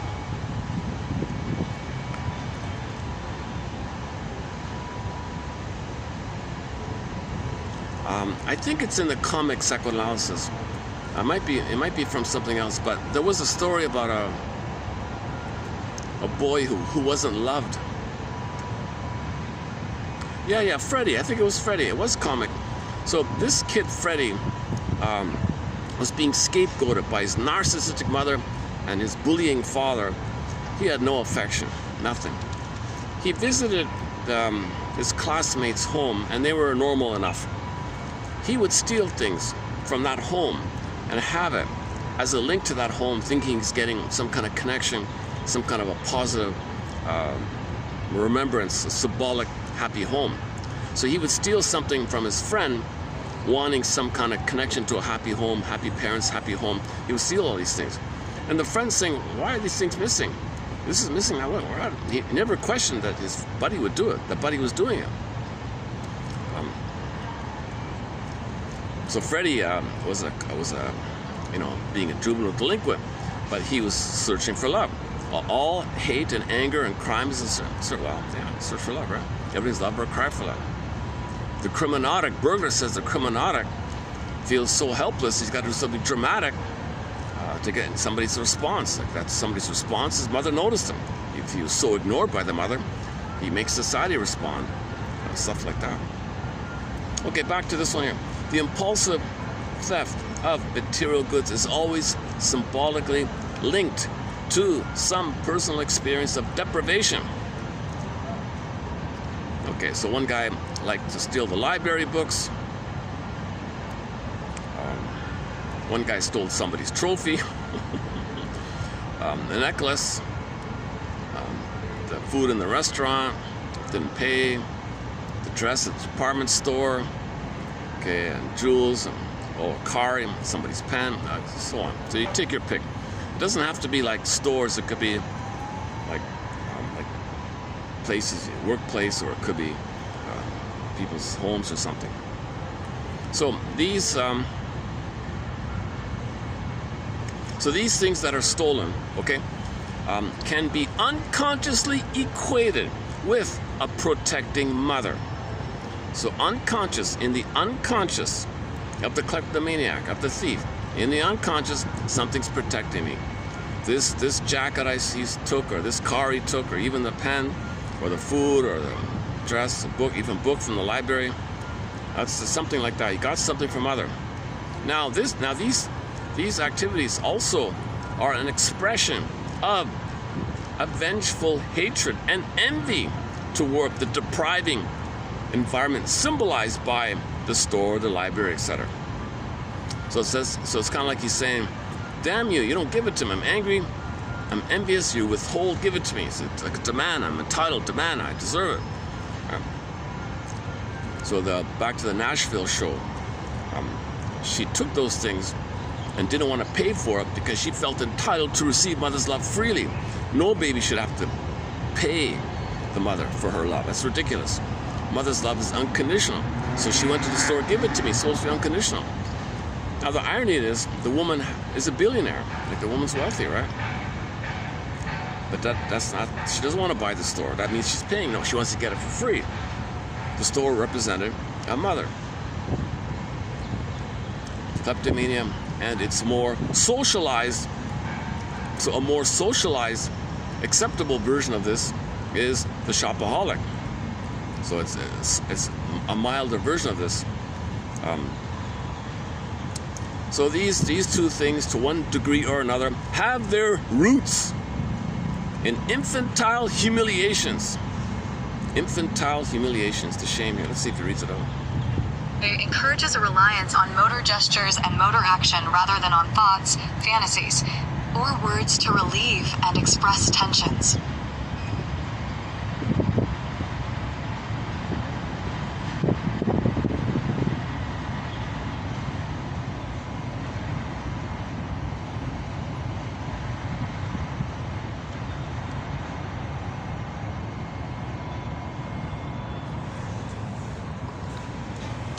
The impulsive theft of material goods is always symbolically linked to some personal experience of deprivation.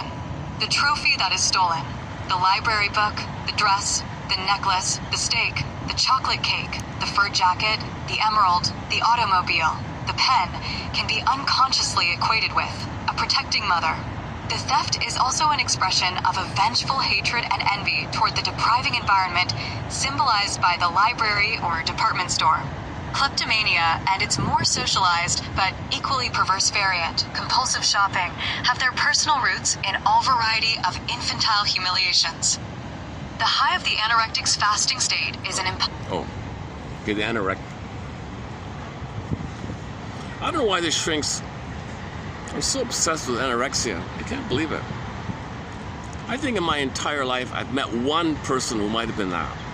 I thought I didn't know them too well, kind of thing. Oh, I guess that's what it is. And I'm thinking maybe that the actress who plays Ally McBeal, Clarissa Flockhart, right?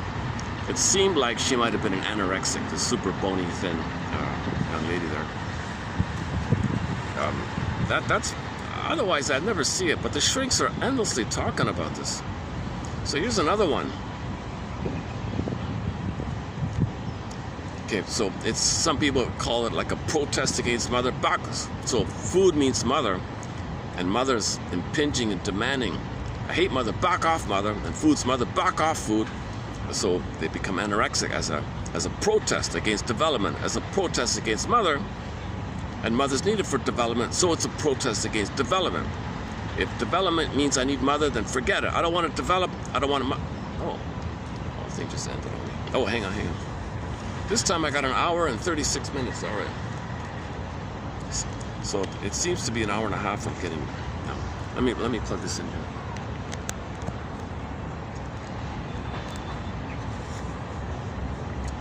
Okay, we've got a bunch of quotes on anorexic topic from previously. So if you want more on it, type in the search engine. Okay. Now this particular anorexic lady was addicted to some kind of self-induced blissful oneness. She created some kind of narcissistic blissful state of self-sufficiency. I don't need anybody. I don't need mother. I'm autocratic onto myself, and that creates like a blissful phenomenon or something. The high of the anorexic's fasting state is an imposterous. It's a fake pleasure, and her emancipation is not a victory over her needs, but an exhibitionistic display. She's saying, I need it, or something. The anorexic's self-mortification is her pride, her dubious triumph over the almighty ones who would have squelched in her very trace of mastery and rebellion. Okay, so the mother doesn't allow the child's autonomy, doesn't allow the child's wishes. No, gotta follow schedule. No, do what I say. No, you're always wrong. I'm always right. Do what I... So she rebels, doesn't eat.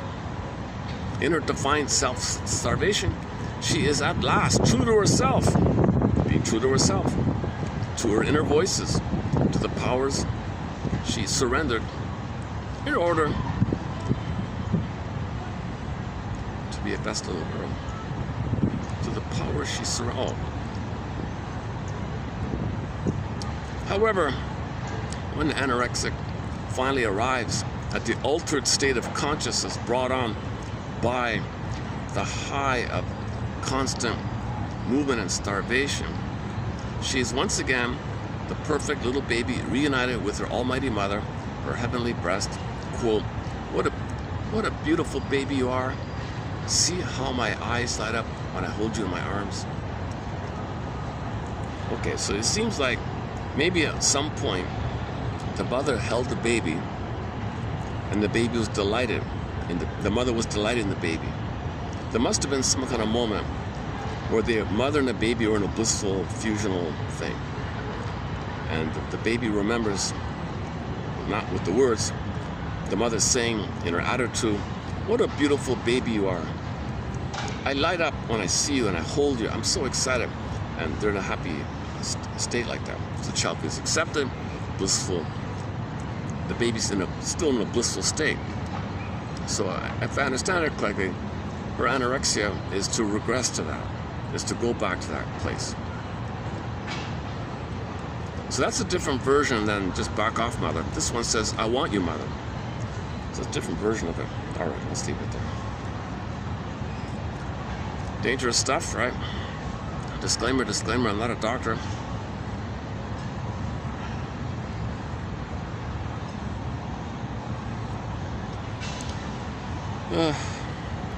Oh, back to Ally McBeal. Okay, so here's the challenging topic here. Okay, this is the first time to mention this kind of stuff, this next one here. So this is a huge question mark. Disclaimer, disclaimer.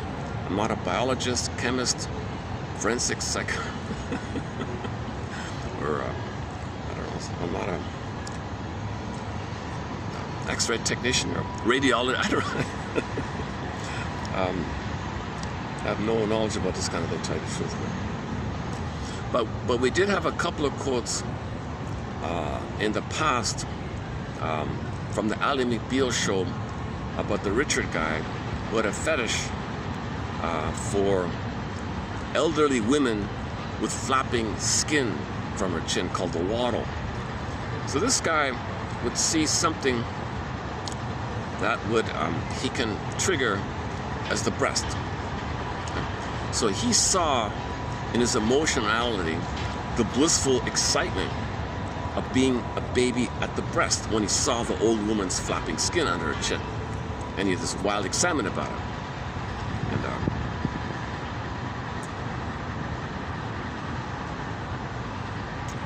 And the other one is the Claire's Knee film, the French film called Claire's Knee. This guy would stare at women's knees and get all excited. One particular knee had the perfect shape for him, and he was obsessed with this woman's knee. He begged her, can I please fondle your knee? Can I hold your knee? Can I touch your knee? He doesn't interact with her or want to get to know her, be her friend. He was obsessed with it because the knee was for him this a firm, stable, round, smooth, stable breast for him. So he's fixated with still having the hope for that thing. So the fetish is something that kind of fills in for that old hope, then you're excited. Now why this thing becomes sexualized, I don't understand. But anyways, here's one here about the shoe. So this is our first quote about the shoe, for Pete's sakes. I noticed I did a quick search beforehand, and it's all old, stereotypical kind of interpretations of the symbolic shoe that have been around for a long time, it seems. So I won't run through it here, but she has a different version as follows, which I don't get, but I gotta start somewhere, right? Okay, so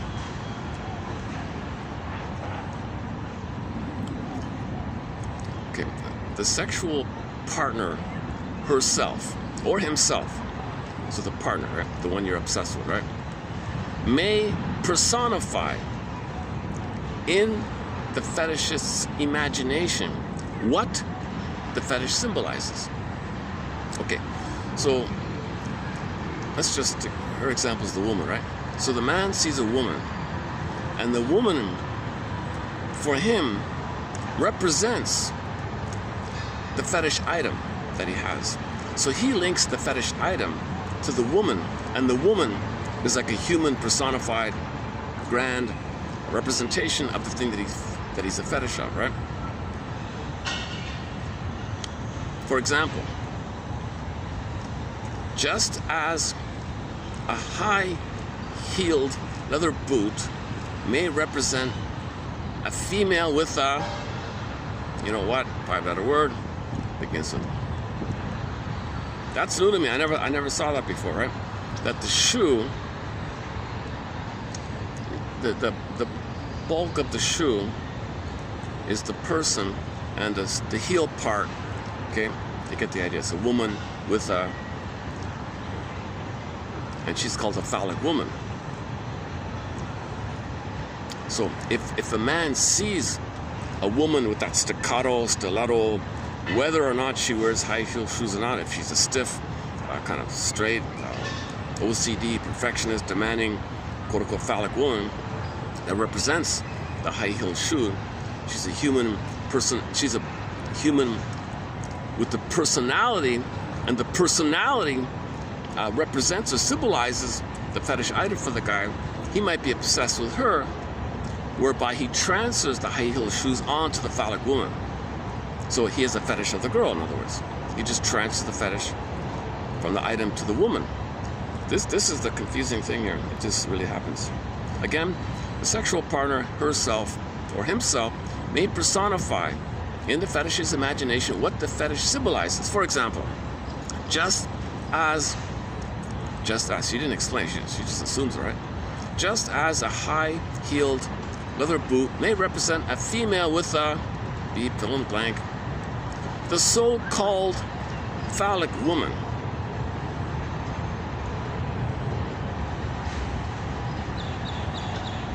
Oh, the female with the high heels, right? We call her the phallic woman. Okay, therefore, so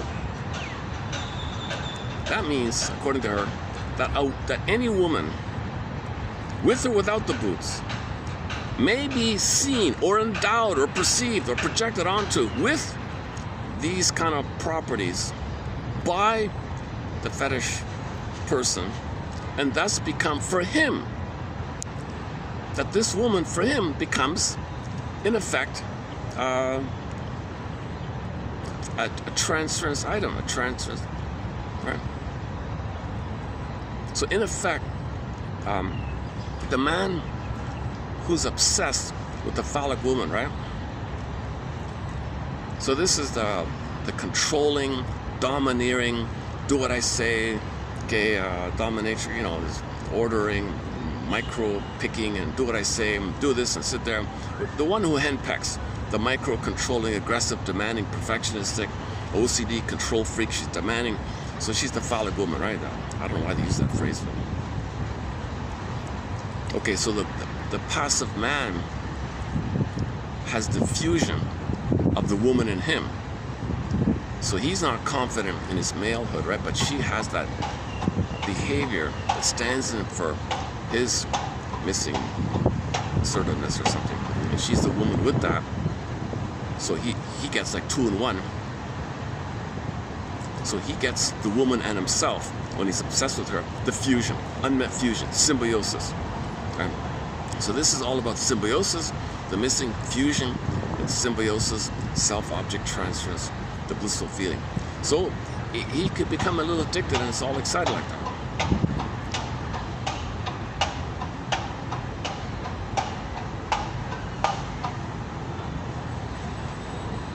Again, why this is in the area of sexuality, I don't quite get that part. Okay, so we fall to the updated, right? Where are we?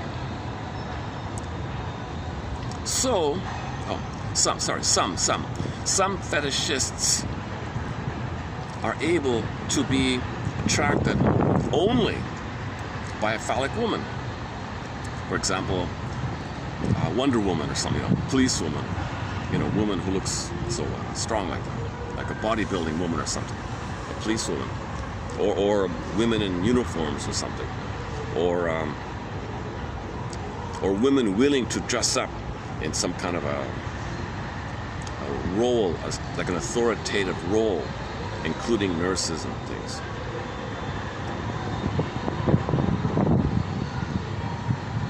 Okay, ...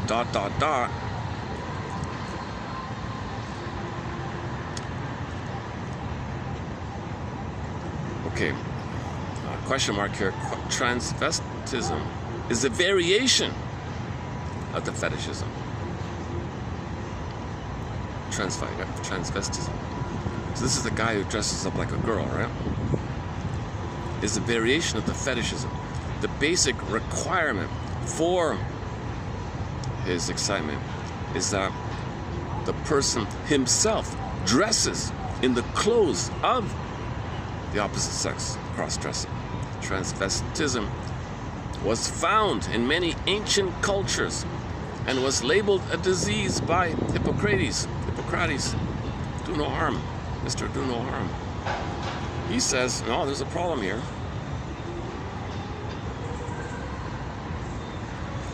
Now that the term, quote, phallic woman has come into common usage. I'm glad she said that, otherwise I might not even take this quote. I didn't know it's in common usage. Now that the term phallic woman has come into common usage, it is popularly used to refer to any powerful, authoritative, quote-unquote, masculine woman. However, as I said earlier, the fundamental phallic woman is a woman who embodies a stereotype of denigrated femininity. The playboy bunny, the centerfold, the call girl, the whore, the go-go dancer, a wife who submits to her husband's demands that she dominate him or treats him badly, and so on. Okay. The phallic woman, even when she plays the role of dominating sadist. Okay. So you know the image, right? Is a demeaned and de-empowered woman somehow. A woman who has been temporarily repaired for the purpose of creating the interest in the man who's for the man. So she's putting on an act for the man. But her real femininity, it's not real femininity. She's doing all this reactive, angry thing to get a response from the man or something. Whereas the French would like to claim the fetish as an emblem of their tolerance for diversity, it is generally held that the word derives from the Portuguese, meaning false, or worship of false values. Worship of false values. So the guy in the film, Claire's Knee, he's worshiping a false value. Pretty obvious, right? Just leave it there. Oh, can I read this out here? Posture is ecstasy, and her emaciation is not a victory over the passions of the body, but an exhibitionistic display of these passions. The anorectic self-mortification is her pride, her dubious triumph over the almighty ones who would have squelched in her every trace of mastery and rebellion. In her defiant self-starvation, she is at last true to herself, to her inner voices, to the powers she surrendered in order to be a best little girl. However, when the anorectic finally arrives at the altered state of consciousness brought on by the high of constant movement and starvation, she is once again the perfect little baby reunited with her almighty mother, the manic, her heavenly right? breast. What a beautiful baby you are. See how my eyes light up when I hold you in my arms. So she's the sexual partner herself, or himself, may personify in the fetishist's imagination what the fetish symbolizes. For example, just as a high-heeled leather boot may represent a female with a penis, the so-called phallic woman, so a woman, with or without boots, may be endowed with phallic properties by her fetishistic lover and thus become, for him at least, a fetish. Some fetishists are able to be sexually aroused only by policewomen or nuns or nurses, or women they command to dress up as these personages. Transvestism is a variation on fetishism. The basic requirement for sexual arousal is that the person himself dress in the clothes of the opposite sex, literally cross-dressing. Transvestism was found in many ancient cultures and was labeled a disease by Hippocrates. Now that the term phallic woman has come into common usage, it is popularly used to refer to any powerful, authoritative, masculine woman. However, as I said earlier, the fundamental phallic woman is a woman who embodies a stereotype of denigrated femininity, a playboy bunny, a centerfold, a call girl, a whore, a go-go dancer, a wife who submits to her husband's demands that she dominate him or urinate on him, the slave who has the power to generate erections in her master because she is imagined as having a phallus hiding under her silky veils. The phallic woman, even when she plays the role of a dominating sadist with pointy breasts and spike heels, is a demeaned and castrated woman, a woman who has been temporarily repaired for the purpose of creating erections in the man who is paying the bill. Whereas the French would like to claim the fetish as an emblem of their tolerance for sexual diversity, it is generally held that the word derives from the Portuguese fídico, meaning false or worship of false values. In 1952,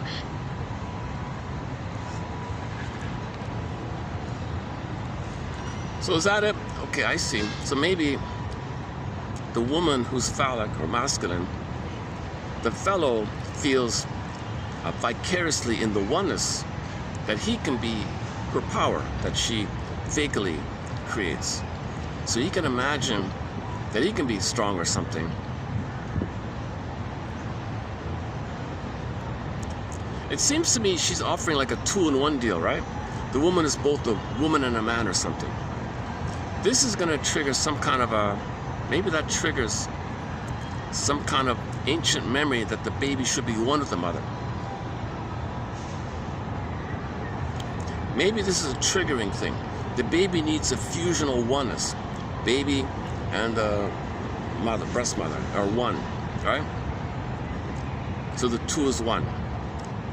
So he's a boy and the mother, let's say. Failed, right? When something's failed, you have to hope for it.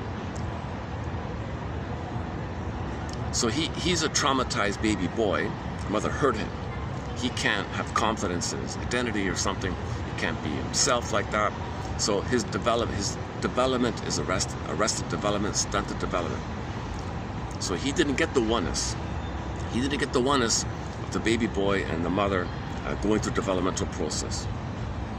Okay, pain, stress, pain. So you're obsessed. People look for the resumed development. It's a false value. It's a false thing. It's a symbolic thing. So something symbolic. So he's gonna look around for something. What represents some kind of oneness where I can pick up where I left off? If the woman's offering a 2-in-1 thing, and she hurts me the way mother hurt me, I'm back at the symbiotic. Now you're in a perverse state of this thing that the sensations that babies have. It's not real sexuality, right? It's a physiological kind of response. But that's what he's experiencing in the present.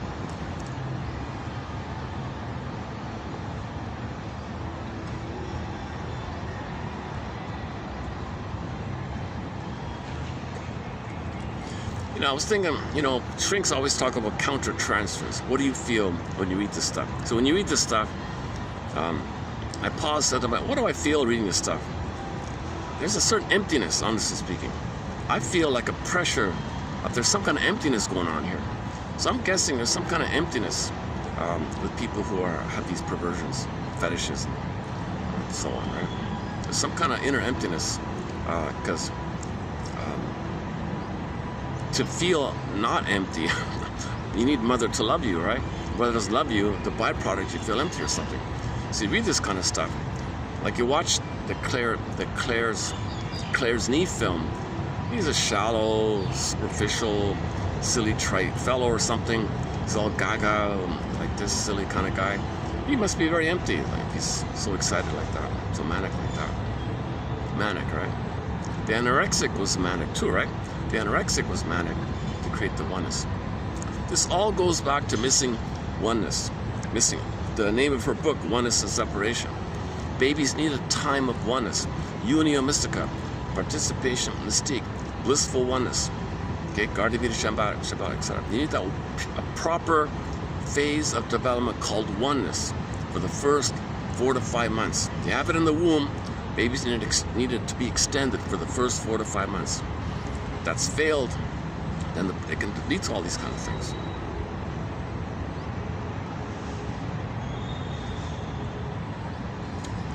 This last one here from her is a follow-up we get it here? Oh, hang on. How do I reduce this? Okay, this last one here is, earlier I read a quote that in 1952, it was considered the LGB was considered an illness back then, right? So this, over time, they gradually redefine things or something. So it's just a small part of this. I'm not going to get into this topic too much here. In 1952, as part of a monumental effort to regularize and enforce medical concepts of normal and abnormal mental phenomena, okay, the Shrink Association published a book, published their manual called the DSM. So they created the first DSM in 1952. And in that manual, okay, sexual deviations were grouped with, as a sub-branch of the psychopathic personality disorders. So back then, okay, so the psychopathic, you have these various subtypes, the schizoid, okay, and then the alcoholic one, or the aggressive, violent one, and the cold, revenge, sneaky. You have these subtypes, right? One of the subtypes is the LGB as a subtype. So in 51, they would include it as a branch of it. So not all psychopaths are LGB, in other words, right? But I guess what they're saying is, and not LGB are psychopaths, right? Oh, God. Okay, hang on. In 1952, as part of a monumental effort to regularize and enforce medical concepts of normal and abnormal, like where do we draw the line here? What's normal? What's not normal here? Okay, the Shrinks put out a book, a manual called the Diagnostic and Statistical Manual of Mental Disorders, DSM, and in that manual, sexual deviations, okay, so dressing and the the fetish and the LGBT, all that, okay, we're grouped with the psychopathic personality disorders. Now here's why. Consistent, caveat here, consistent, valid or not, I'm not sure, but according to this, consistent with the fact that most perversions were legal offenses. These things were illegal. So if it's illegal, you're antisocial. So you're a psychopath. That's what it means, right?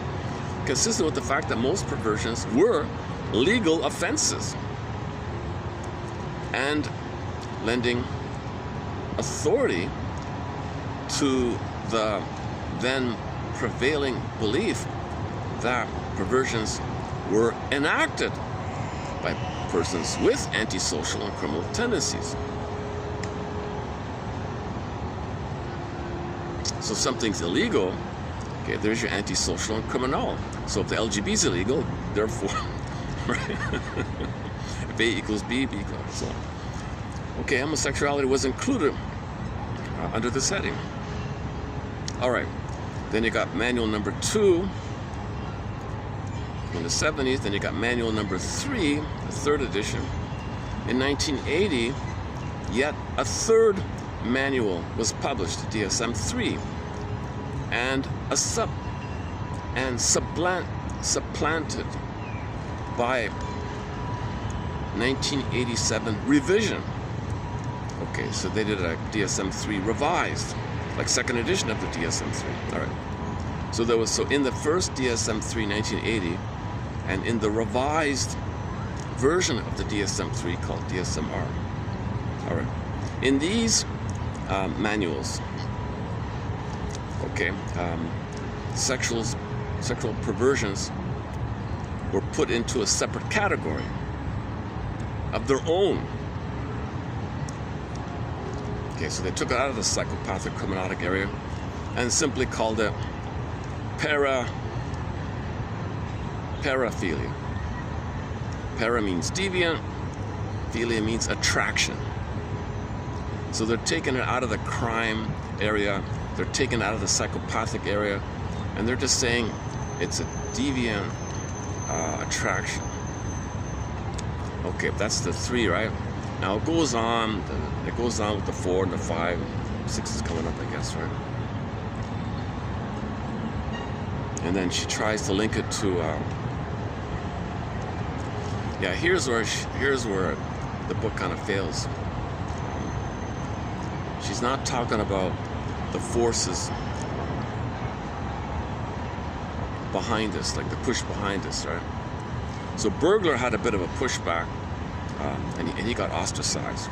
Nobody hears the burglar, right? But burglar is the kind of like Freud 2.0. He's the #1 most prolific author of psychoanalysis, direct into English. Direct into English, he's the #1. He's got 24 books in our papers. 2 of the books are on this topic, which I haven't read. I don't want to get on that topic, right? Maybe in the future. So this is like our first quote in this kind of area. So what I'm trying to say is I'm slowly, you know, just taking a few pebbles, you know, kind of, I mean a few. I don't want to get swamped with this material. This is heavy stuff here. Apparently nowadays it's called reactive adjustment or adjustive reaction. So the most neutral term now is adjusted reaction, or adjustment reaction, or reaction adjustment, something like that. They're trying to find some neutral term. They're trying to take it away out of the you're a psychopath, you're a criminal. It's an adjustment reaction, because shrinks want to be neutral. They don't want to get caught up in. You gotta have a neutral thing to understand things. Like why? What's going on here? Hormones and prenatal trauma. Hormones got whacked, and the baby's flooded with mother's hormones and something like that. Or there was no mother to identify, so somebody turned to the father, identified with the father, slew the mother, and there's something like that. Is it an identification issue? Like what happens? So you try to understand why things are happening like that. It does seem like now the curious thing is, why is there such a heavy bombardment? Like for the past 2 decades, every 5 minutes there's some kind of in-your-face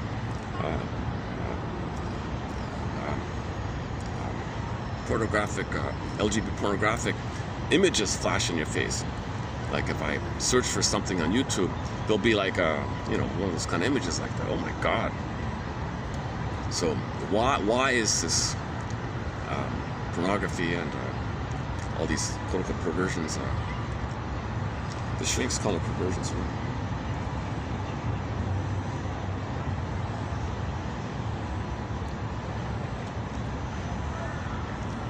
So one person said, maybe it's analogous to how when a country's plundered, the trick is to find some local person and prop him up, support him, give him all that he wants. And so you prop up a local dictator like that, and through him you extract, you siphon, you loot, you plunder, you pillage, create poverty, cheap labor, and you plunder like that via this character, right? So the plan is to look for these characters and prop them up and be their handlers and all that stuff. So they're just enraged people, but you can manage them. So there's something like that. So he was saying, or she, was it she or he or she? It was a while ago. Maybe it's analogous to a country where you have one character for the country like that. Okay, on a broader scale, like for the planet, you have a community of the LGBT people, because they would have that sense of psychopathic coldness. So what I mean is, they think the people behind the scenes think, they believe secretly that they're quote-unquote insane or psychopaths, and that's what they want. If you want leaders to plunder the planet, you need these kind of characters. So now the shield is, no, parade after parade after parade, they're fine. But secretly, oh no, we know what they really are, but don't let anybody onto it. So brainwash the people, bombard the people, okay, with the rainbow propaganda slogans, non-stop. But secretly, you behind the scene, good, that's our cover. That's our cover. We'll brainwash them that they're okay or something, but we know they're smart, they're intuitive, and they have cold feelings of cold psychopathic revenge on the world. That's what's needed to control the world, kind of. So they're kind of like the group of them, the community of them, function as like a collective, like analogous to a poor African country with one puppet dictator or something like that. A global version of it with this community for the whole planet like that. And you got this spread all over the place. Interesting theory. That kind of surprised me a little bit. I mean, it kind of like the person who was saying it was really scared about it. That's why he was talking about it. And just like it does seem abnormal to have an excessive, non-stop ad after ad. You go on the train, you're bombarded with it. The images are flashed in your face. And it's either gay pornography or violence. It's just those two mainly, right? It's a relief to find something nice, a flower or something, just something. Everything's perverted like that. And now there's a clip on YouTube how they want to about a local education, some department, some superintendent of the Department of Education for a major area, responsible for millions upon millions of children or something. The superintendent announced that they're going to introduce all this stuff. And one lady who came from like a traditional kind of background or something freaked out and had a poster. They fired her.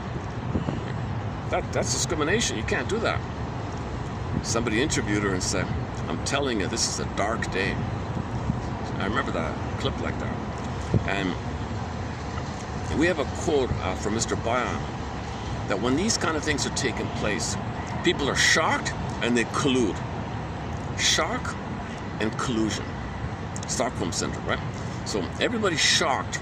The millions of people, if the superintendent says it, everybody's shocked, go along, collude.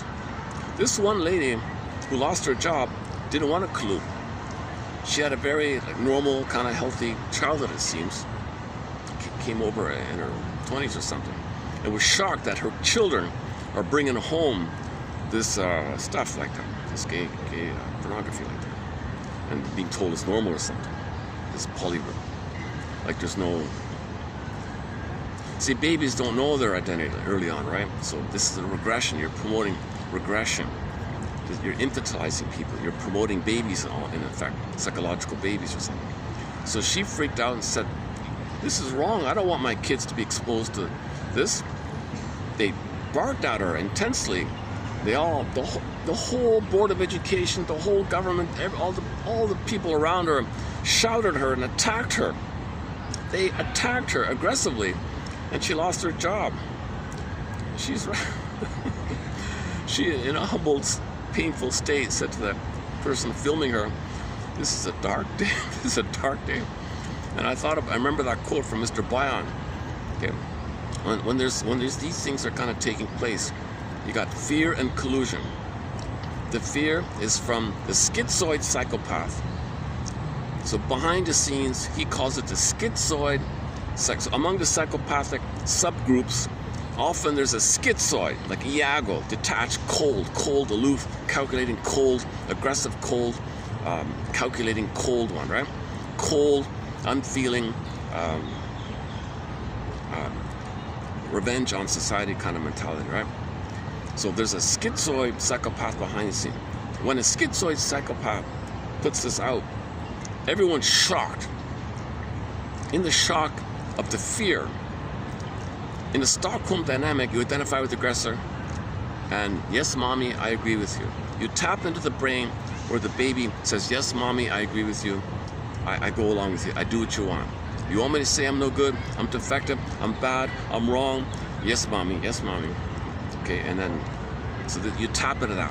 When there's shocking things, you're trying to trigger the original dynamic called the moral defense. Babies cannot believe mother's hurting them.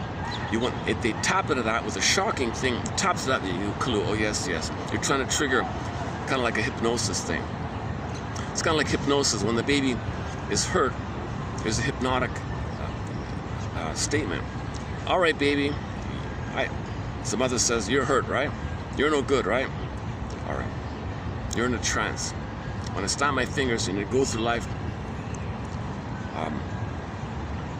whenever some authority thing fears you and shocks you, you're going to say, they're right and I'm wrong. Got it? Yes, mommy. Stamps. Fingers. Later on, the trigger thing takes place in it. So we talked about the hypnosis idea. I'm kind of getting off topic here. Okay, disclaimer. I'm not a psychologist. I'm not an anthropologist. I only have a BA. A certain percentage of what you're hearing is incorrect, wrong. It's up to each person to figure out what's going on themselves. This is new territory for me. This is part 2 of my little new territory kind of section here. The last video only had 1 view, no watch time. This video, I imagine, will be similar, no views. Or maybe all the monitoring computers. Did he say that word? Bing, bing, bing. Maybe it triggers all the AI censorship might come up. So maybe there'll be no views or 1 view or something. Or if there's 5 views, maybe more computers are increasing the shadow banning.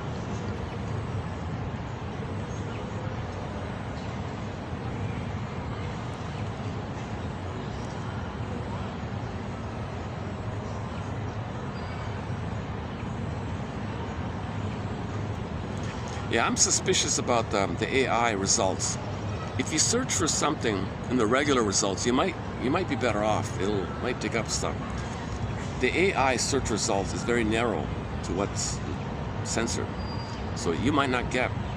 I'm trying to remember what it was. I searched for something recently. Hang on a sec. What did I search for? I searched for something from the regular results, and I got some information. Oh, homotraumicus.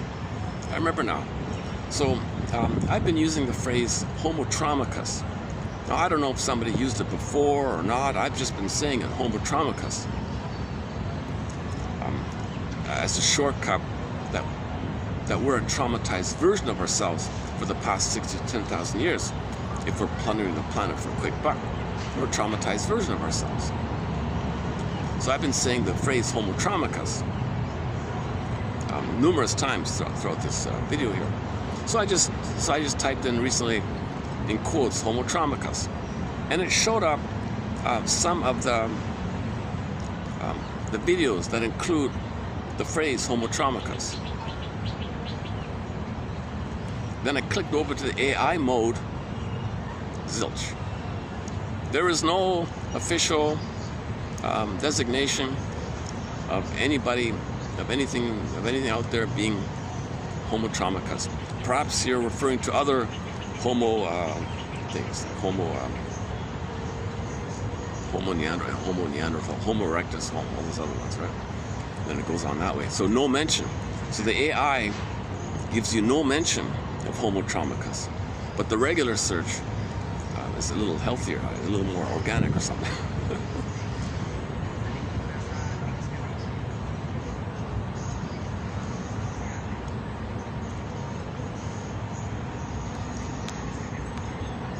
And before this video, I typed in the thing about the symbolism of the shoe fetish, and it got all the regular old ideas. And in both versions, none of them led to Kaplan's version, that the shoe is the woman with the thing.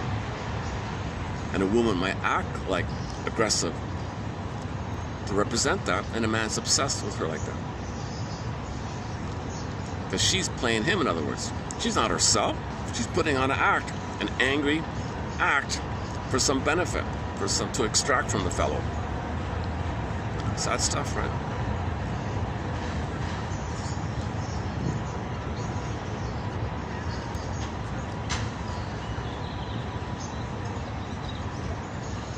And there's a certain sort of violence to that attitude, right? If the model is with their high heels, stuttering like a stick, angrily, dot, dot, dot, walking along, there's a certain kind of angry, I hate you tone about it, isn't there? Right? But she's trying to induce or trigger in the man viewer, I guess, or the woman viewer, to vicariously wish she could do that and get that power. Remember, seduction is power. Women use seduction as power. That's a perverse seduction. That would be like a perverse seduction. Normal seduction is the girl shows a button. She lowers lowers a button or something, a shirt button.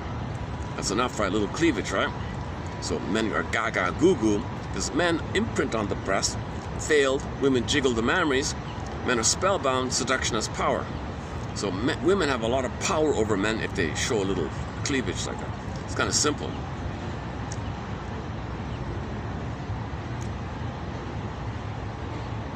But if the man is more damaged, if the man is even more damaged, let's say, he doesn't trust himself to be a boy and a mother.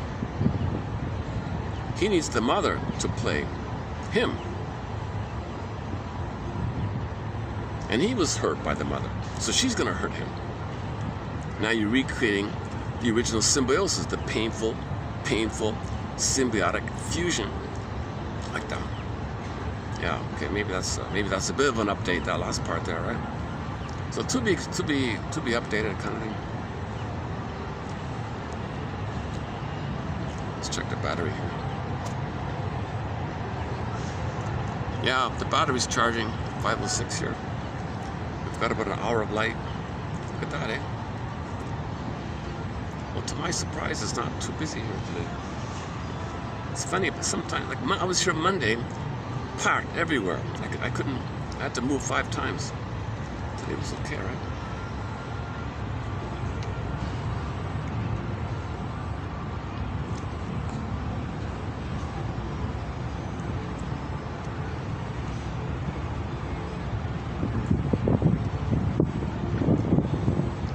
Let's play our other Ann Shell song.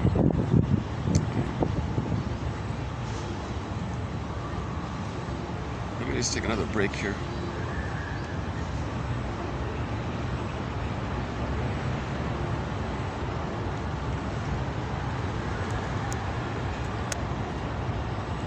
Okay, I'll see you. Here's another song by the band Ann Shell. I haven't played this like in 5 or 6 years. So this is from the Betty's Garden album. I think it's the first track, is it? All right. I'll see you in 3 minutes.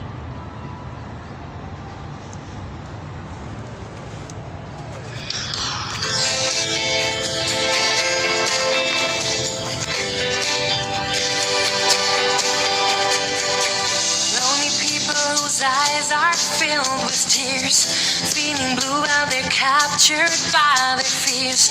I wonder if they have given up the fight in life and even trying to make it right.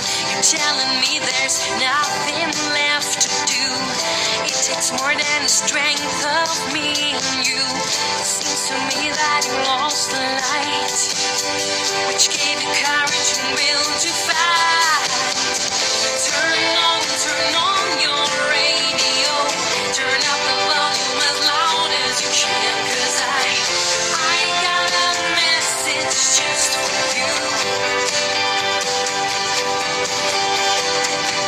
There's love left in this world, and I still feel hope around me. Don't tell me there's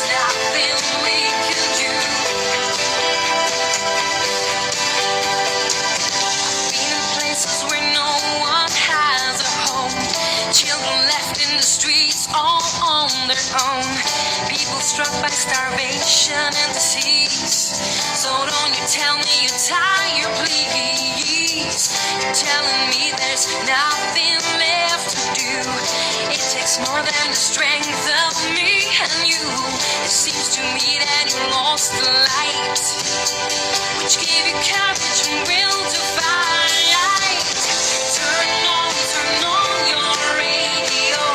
Turn up the volume as loud as you can, 'cause I got a message just for you. There's love left in this world, and I still feel hope around me.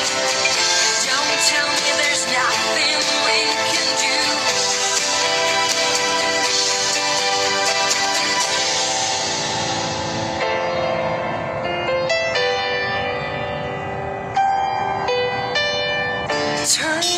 Turn on your radio. Turn up the volume as loud as you can, 'cause I got a message just for you. Turn on.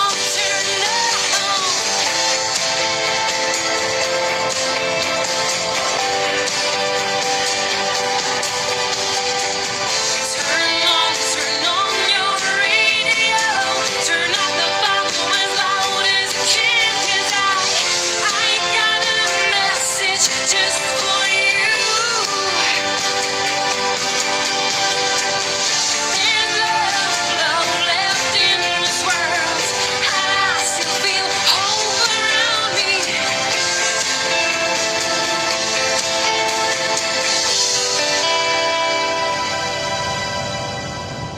Turn on your radio. I got a message just for you.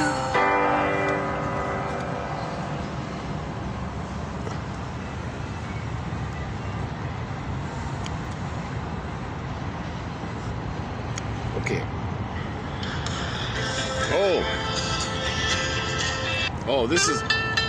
This is our latest, our song added to our soundtrack. Un Amor, or One Love, by Leticia. Sung in the Spanish language by a Cuban singer living in Germany, Leticia. Yeah, maybe we'll play that as well. Yeah, good song. I was gonna do a preview of the page before, i.e. 3252, which is going to take a lot of energy because this is a continuation of 51. So 51 was the psychopathic personality, okay, and I ran through it. I got through it, very depressing. Managed to get through it, and I was going to leave it there. And I thought, I'm still confused, so let's at least do a second page. So 52 is the second page. So if you want a bunch of quotes on what Shrinks and other authors think about this confusing idea, check out 32, 51, and 2. Should we run through it here? Oh, Jesus.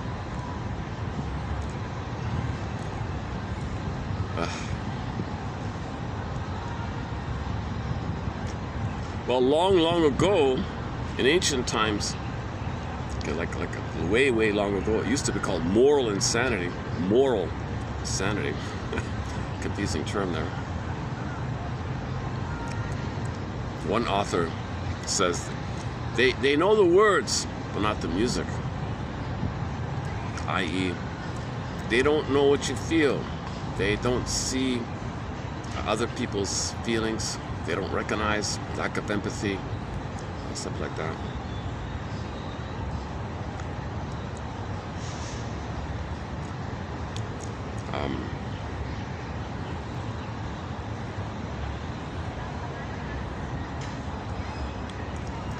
Okay, whatever act he's putting on, quote unquote, as if mode, he's got some other agenda. So they're cold, calculating manipulation. lack of empathy. They don't take responsibility because they don't feel.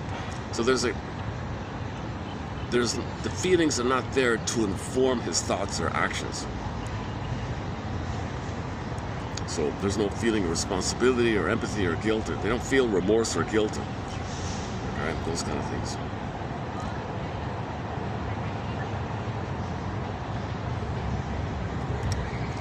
One shrink says, I believe he lives in an inner, bleak, emotional cemetery. Oh, Melroy, yeah, Melroy. Okay, one sub-branch is the predatory, aggressive one. We know about that one. Not all of them are like violent criminals and all that. Different sub-branches. Sometimes they're only identified when they're caught. Their slogan is, something's only wrong if they're caught, right?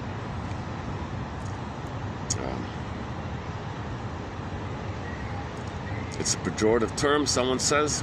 A waste basket use of a term. People nowadays say conduct disorder, antisocial, things like that, or a predatory type of aggression. So there's various synonyms for it.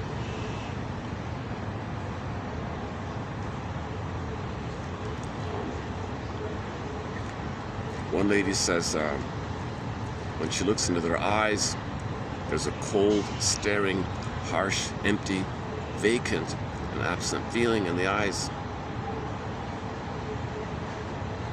And she gets this eerie feeling. She gets a very eerie feeling, Miss Alvarez here. It has been said that the psychopath has no guilt feelings, no conscience. The potentialities of a conscience have never been internalized, and what remains is only a fear of getting caught. There's no internal, there was no environment to guide him or anything.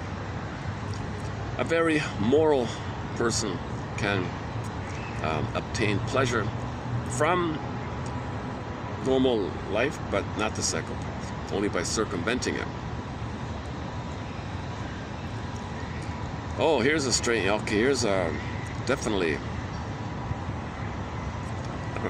I don't know if I should include this or take this one out here.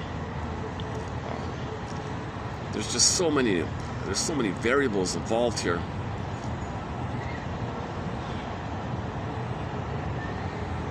Okay, let's save it for another time. I need more energy for that one. Okay, sometimes in the psychic structure, the mother was the master and the child was the slave. A version of it is predator-prey. Transference with the psychopath is the projection of the internal predator and prey. So the baby was a prey, and his anger attacking him is the predator.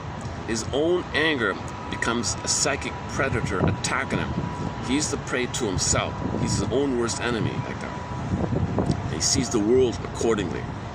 He puts it out there in the world based on his imprint, his map, his infantile map. Okay, it's like a stencil. He sees everything through the stencil. So he sees the above through the below. The below is his rage is attacking him. It's a monster attacking him. So he's the victim and the aggressor, aggressive victim. So master slave, predator, prey. It's all within like that. The problem is we don't know it, so we project it to not know it. And you're repeating what caused that, hope for a better past. See?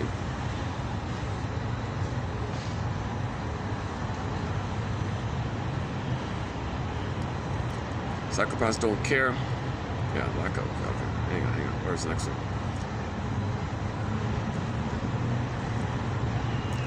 Okay, there's something in common of the trauma that leads to autism and the trauma that leads to this there. So I don't know what that is, but okay. The psychopath is unable to see that if his personality or whatever were somehow done away with, he would have a freer and larger life on a more nearly normal plane. You can apply that to anybody. I thought that my first thought was, well, that's for everybody. if you're not dysfunctional, you'll enjoy life more. Okay. All right. Oh, here. Okay. Here. It is this childish conception of adult behavior which the psychopath seeks to act out in his own conduct. So take a traumatized, put it this way, take a traumatized baby, a day old who's abused and all that, and poof him into an adult body with all the resources of an adult mind, education, PhDs, but he's got the enraged baby state. No mother that loved him, so things are undeveloped and all that, no memory. He's coming from that kind of place. What's he gonna do? Whatever's out there, he's got to hate. Hate is a cry for love. So he only gets pleasure when he's destructive, hating. Because that's a cry for love. Hate is a cry for love. There's no love in him, so he hates all the time. The psychopath often specializes in exploiting the loyalty of other persons to cultural values. In other words, he thinks of himself as a realist in a world of suckers. Yeah, one of the slogans is, I'm the realist and you're a sucker. You deserve it. You're a fool. You're a sucker. They love this phrase. The sucker one. So that's the rationalization. You don't know reality. You're too naive. You got to learn this stuff. That's the rationalization, right? So he'll take people's decency and attack it, like Iago, something like that. The psychopath despises the person who holds on to an illusion that he or she is any good. Unconsciously, such persons know that this is a rejection of an important part of himself. Yeah, so they're insulted. They feel unseen. If you were to say, there's something good in you, deep down, there's something, you're not seeing where they are. You're bypassing all that. They get enraged. So how do you talk? So sometimes you got to talk their language or something. You got to, how do shrinks? Sometimes shrink have to learn their lingo and kind of join them or something. Okay, the film. A good example of the psychopath. A clear, famous film example of the criminal psychopath is the film Gaslight. The ending of the film makes it clear that the husband is a criminal psychopath. The title of the film has given rise to the expression gaslighting. That's a disturbing kind of film.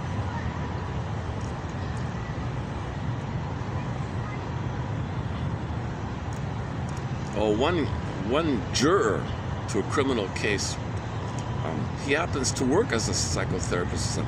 He said, no, I can't be on the jury. I cannot be objective because I'm a counselor. I can't be like a regular juror. They rejected it. No, you're a juror.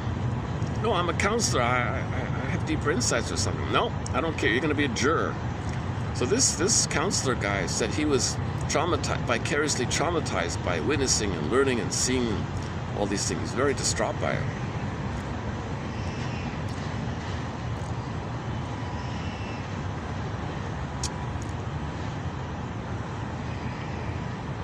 Yeah, okay, so you don't want to be a juror in violent crime cases, right? So he was complaining about that. And he says, even though he tries to be neutral, he couldn't be neutral or something. Other than indifference to other people, the psychopaths whom I have known have had little in common with each other. An interesting statement, right? So one guy says maybe he knows 10 psychopaths. The only thing in common is their cold indifference to others. Otherwise, there's a wide variety, a lot of subtypes. Oh, here's the conclusion. Yeah, this is interesting. The one guy, 1980, describes disbelief. Not Mr. Bion, right? One guy describes disbelief and collusion as two of the common reactions to a psychopath. Disbelief and collusion. Often, the disbelief is fueled by the presence of the person having some kind of intellectual gift of the gab. They can speak well or something. or they look handsome or something like that. There's often some kind of hook. Okay, Mr. Bion said, in the groups, you got the schizoid psychopath rising to the top, right? So they climb. So yesterday's quote was, the ladder, the psychopaths climbed the ladder, right? Remember, the corporation has no body. It's not a person. So therefore, that's why the documentary is called The Corporation is a Psychopath, because there's no human. Only humans and animals have emotions and feelings. Okay. In the body, you've got bodily commotions. Bodily commotions are emotions. Emotions, let's do the locomotion. Bodily commotions, okay, motions, movements in the body, something going on in the body, movement in the body. You need a body to have an emotion. No body, no emotion. So you gotta have a body for emotion. So when you say corporation, it's just a word on a piece of paper or something. So, okay, now of course the corporation needs administrators, right? And people get shares in it. So people milk profit from the corporation, but the corporation has said, here's the trick. It can do what it wants. And it's never responsible because it's not a person, but it has the rights of the person. But you can't jail it or call it a criminal because it doesn't have a body. There's a trick like that. So the trick is an abstract thought. If it doesn't have a body, it doesn't have emotions. Only animals and humans have emotions. So if you say some invisible, made-up thing is angry at you or loves you or something, technically speaking, does it have a body? No. Now you need a body to feel something. If something hates you or something loves you, that means there's a body involved. You just said there's no body. So it falls apart, right? So the corporation fits in that kind of category that it doesn't have a body, therefore it doesn't feel. The corporation doesn't feel. If there's no feeling, it does all the harm. No feeling. And people just sit at home and get their benefits like that. Now the trick is, who do you entrust to it, like lead the thing? So you need psychopaths, because the corporation is a psychopath. You need a few humans who are psychopathic to climb the ladder like that. So they also don't feel, and the corporation doesn't feel, and they don't feel, and that's how the shareholders profit like this. So this is sort of the format of how we are plundering the planet for a quick buck, destroying the planet, looting the planet, greedily repeating, hoping from other, failed, hoping from other, failed, hoping from other, failed. So we loot, plunder, pillage, fail. It doesn't work. No matter how many times you do this, it's not going to work. So we created this setup because most people were not nursed and held and soothed by their mothers, because they themselves likewise weren't held and soothed by their mothers. Okay, so we got to change our patternings.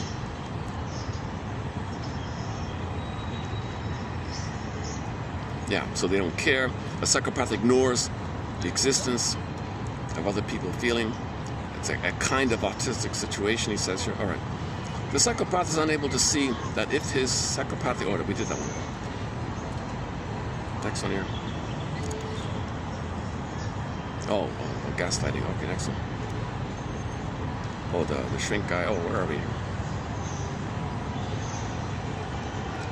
Okay, all their pessimism, cynicism, and sarcasm, and shock, etc., all their hate. Okay, these may reflect a failure to meet the fundamental need of every infant to find themselves in the mind of the object. Okay, so if anybody's pessimistic and negative and narcissistic, okay, jungle mentality, what that refers to is that every baby has a need to find himself in the relationship with their mother. And the mother saw them, and they saw themselves through her, and the mother had the baby in her mind, and he finds himself through this. This is all missing.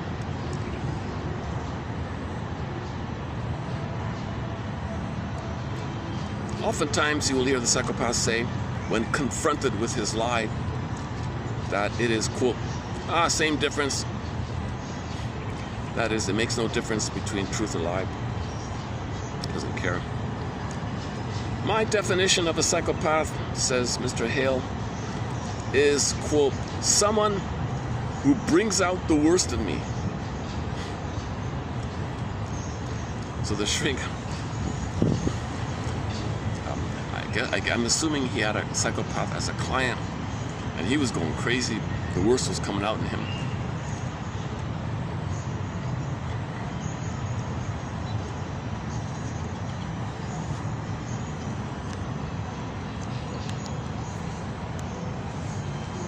Okay, maybe let me just highlight a few from 51 then, just to round this out here. Oh no, not 50. Oh, sorry. What did I say? 51. Oh no, hang on. Oh, I said 51, didn't I? 49. Wait, is it 49? Oh, 48. Pardon me. Part 1 is 48. Oh, sorry. Correction. 48. Part 1 of the psychopathic topic is 3248, and part 2 is 3252. Okay, so they're even numbers, right? 48, 52. Difference of 4. All right. 3248 and 3252. I'm not going to remember it either. 3248. So number 1, no responsibility.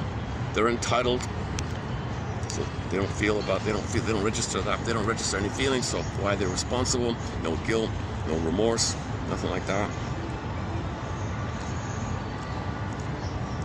Now they'll use other people and they exploit, of course. They can only exploit, they can only lie, they can only con. They can't do anything because there's no feeling. You need feeling for something regular. Some of them focus on display. That's maybe like an exhibitionistic one. Performance. One's on the brutality, one's the criminal one. The schizoid, some subtypes focus on. Oh no, all subtypes have a certain deadness of inner life, an emptiness, denied emotions, inability to express tenderness, warmth. Okay, again, no shame, guilt, remorse. And he said, and one guy said, in my entire life, I've never felt any of those things. What type of psychopath is he? Okay, subtypes. The psychopathic personality who can twist situations and people to meet his own needs. So he'll twist things to meet his own needs.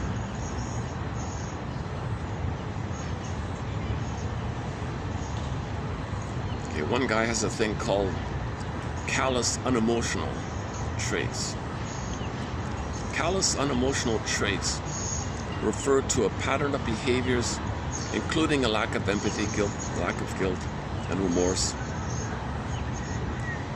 and lack of concern for others. Okay, let's see these two authors, 2018. Okay, the debate about how do we create some kind of inventory test to catch it early on. That's the problem with that. If you do catch it early on, they're going to be promoted, right? They're already tagged to be officers of the plunder system, right? Okay, one subtype of psychopathic personality is characterized by cold-blooded rage. Cold-blooded rage. This is rage on society, rage on the world. This is criminalic. That's the only way to get a response from other.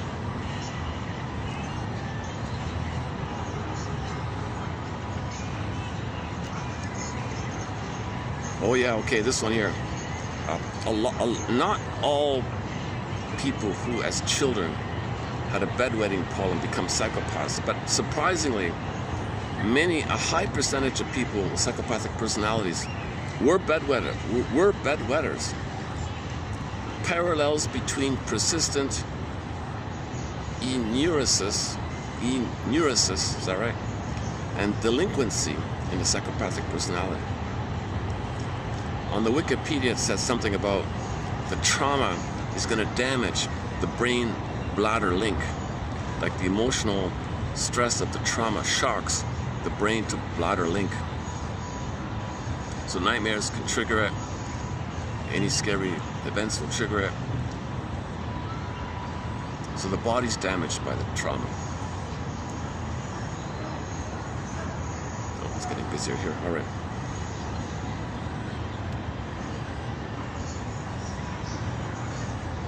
Okay, don't expect them to learn from life experience.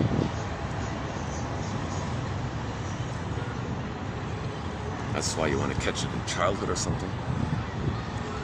Failures in early attachment and bonding lead to things like psychopathic personality structures, autistic structures.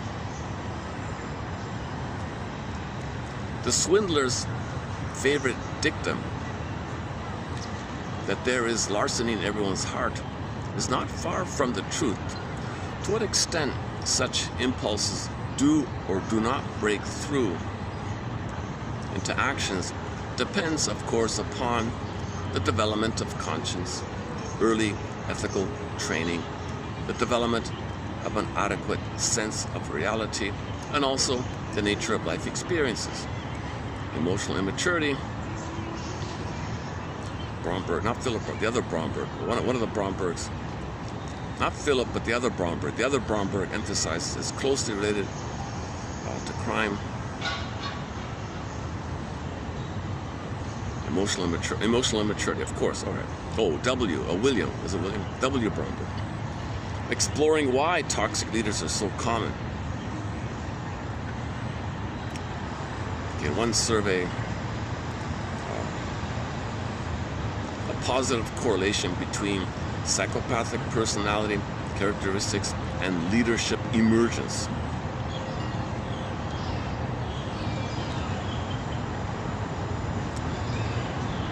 So fixing our problems means we have to understand why is it like this?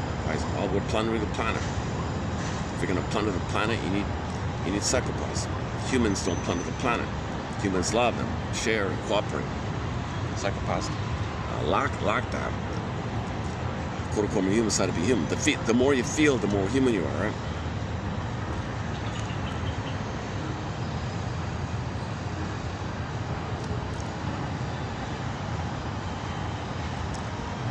Okay, and it goes on. Okay, revenge, alcoholism. Oh, the Malloy book. Okay.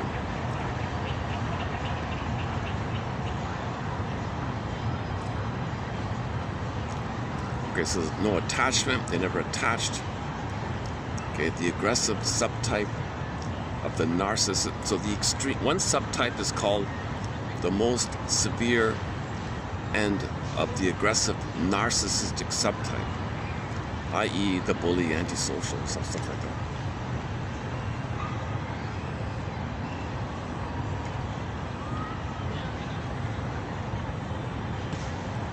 Okay, other subtypes include the addicts,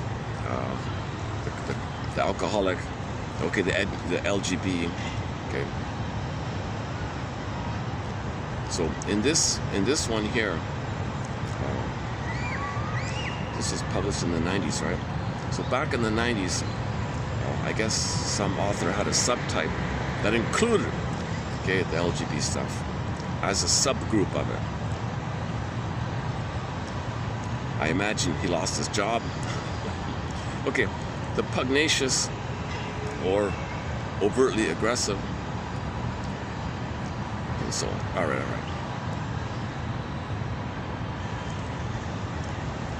Yeah, long ago, in ancient times, 1909, it was called a mental illness, psychopathy. Now it's considered to be the most extreme and most severe point on the continuum of narcissism. So if you say it's on the continuum of narcissism, we know a lot about narcissism. We'll just say it's on the most extreme end of it, instead of it being some separate thing. It does feel like it's a separate thing, doesn't it?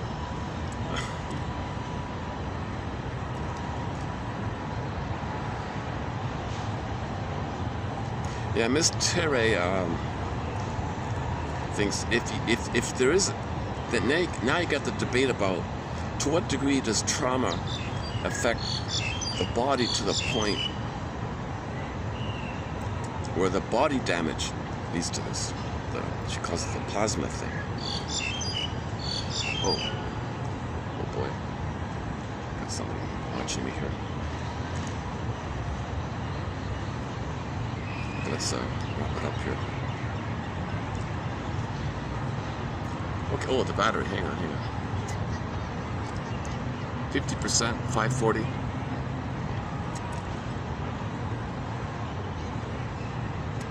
Okay, enough. Considering I'm a little under the weather here, let's just leave it there. Difficult material, right?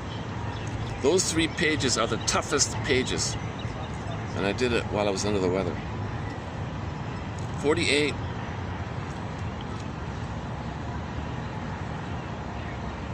$53.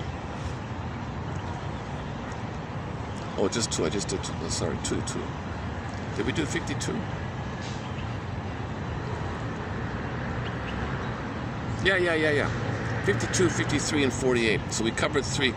So in conclusion, in this video, a preview run, like just a preview practice run of 48, 52, and 53 was offered here. Hopefully, in a couple of weeks when I get to it, I'll have some updates on it. If I don't, I'll just leave it as it is here for now.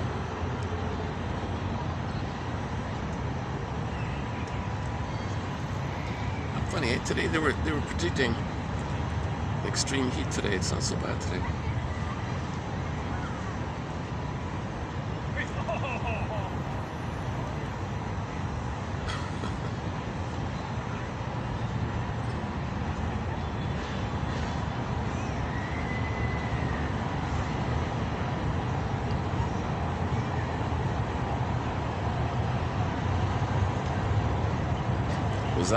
Was that a phallic woman?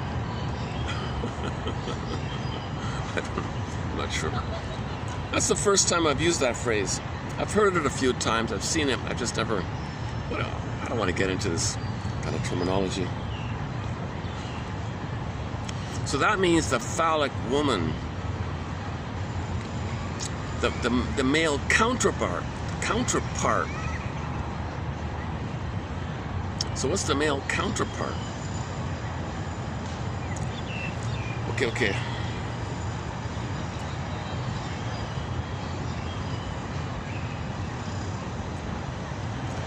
Let's go to YouTube and look up. So today's Aunt Shell's birthday, right?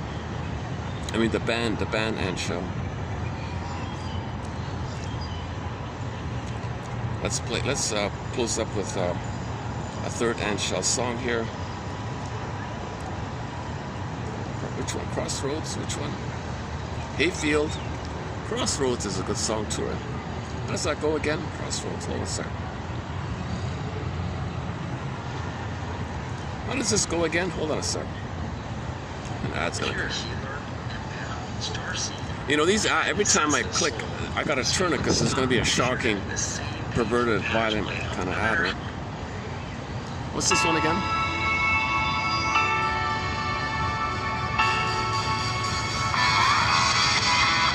Yeah, Crossroads is okay. Oh, okay. Let's play, let's close up with the song Borderline. I haven't played that in ages. Their new song, the latest one, is this. It just came out the other day. Well, 7 days ago. This just came out by them. You and me, we are heart and soul. It's a little. We'll find our way, no matter where the wind blows. It's okay. A little. We have touched a fire. I haven't even heard it yet. All of it. Should we play it out? Nothing can break us. The tides have made us strong. You and me, we are river and stone. Yeah, I'm gonna have to give it a pass. Let's close up with Borderline. The song Borderline. Nothing about the personality, BPD, nothing like that. It's just a fun song about a marriage is on the rocks. It's on the rocks. It's on the border. Are they going to stay together? Are they going to break out? Well, let's think positive. Calling all angels. You know, can we help out this couple here? Let's keep them together. They're on the borderline. We don't want them to break up. They're a good couple. Just a misunderstanding. Help, help! Calling all angels. It's a good song, I think. Okay. When the song ends, I'll hit the stop button. And I'll see you in the next video here. In the next video, we'll talk a little bit about an old term that's not used anymore, but I still think it's helpful.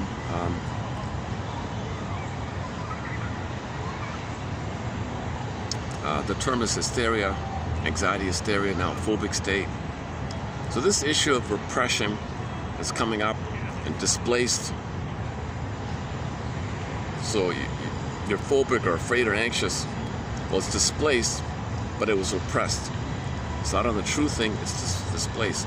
So it comes up, displaced, okay, phobic state or anxiety state. Now if it's back in the body or stays in the body, you got a body symptom.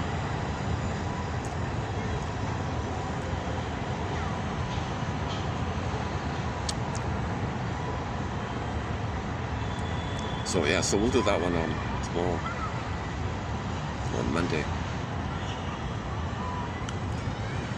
We're fine. That's it.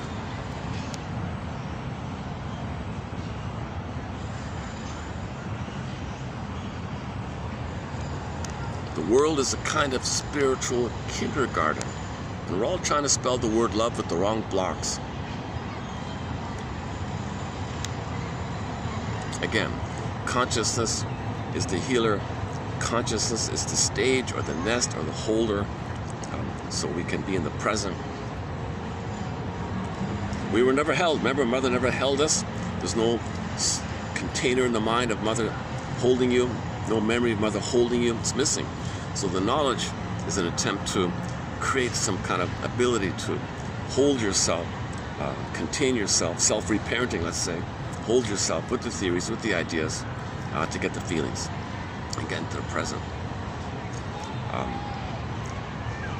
A shortcut is from what Mr. Ecker says.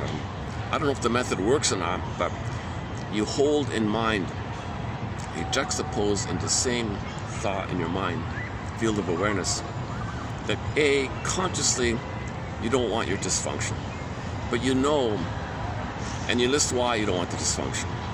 The problems, the cost, wasting life, time passing by, not using your gifts, not using your treasure. You don't want this dysfunction. At the same time, you know that your unconscious self does want the dysfunction, because from your unconscious point of view, your unconscious believes that if your unconscious didn't create the symptom, something worse would have happened to you, and it still believes that to the present. Update. You're not in the past, so can you juxtapose the two? That you're not in the past, and there may be some kind of click updates. Memory reconsolidation theory, whether it works or not, I don't know, but just the idea of holding the two is helpful. Holding the two ideas. Holding the two ideas promotes one side, and nature seeks healing. Nature desires healing. So you want to hold the two sides, and the leaning is towards healing with the awareness. So you want to build the awareness. Imagine not having the symptom. Imagine times when you didn't need the symptom. Imagine when that belief wasn't true. You kind of build on your life history that contradicts the past. But your unconscious, no, gotta have it. Wait a minute, hold the two. At some point, maybe things will shift for you. Or it's just a method to promote your ego, build your ego. Or maybe it's just simply a device or a technique to build your ego. Like that. Okay, so we type in Ecker, and we posted 4 pages of quotes from Mr. Ecker recently, about a month ago. All right. Submitted for your approval and consideration, like they say in the Twilight Zone. Should you choose to accept it, like they say in the classic TV show, your mission, should you choose it, is to look up those 3 pages here discussed today, 48, 52, and 53, and skim and scam and see if there's something there that's of help. That's of help. Clara Thompson says, we lean towards healing when we have the knowledge. So here's some of the knowledge kind of idea.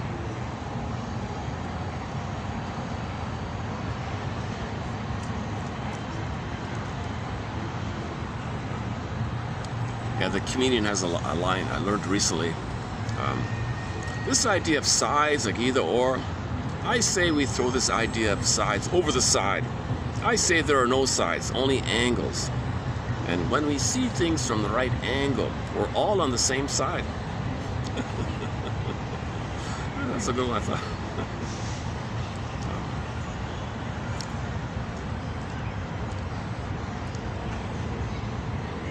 We're feeling people, but when we're traumatized, it's repressed. When something's repressed, you see it out to not feel the pain of it. That causes misunderstandings. Heraclitus said, piece of cake, one planet, one family, piece of cake. A real delight. Okay. Challenge. If we're traumatized, everybody, when they go to sleep at night and they enter into the dream world, right? Everyone's got a unique dream world, Twilight Zone, unconscious, right? When you wake up, poof, you're in the present. Wake up, you're in the present. One family, one earth. The challenge is, if there's too much trauma in that personal unconscious, you project that to not be aware of the pain of it. To not be aware of the pain of your trauma, you see things outwardly to not feel the pain. That means you're invested to see what you're seeing out there. And you might coax and prod and provoke and twist and wrench situations and make people identify with things that you don't want to know about yourself. There's your confusion. You're seeing things based on your need to not know your trauma.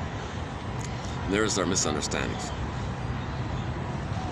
So it's called shadow work. Own your projections. So, okay, happy birthday to the band and show.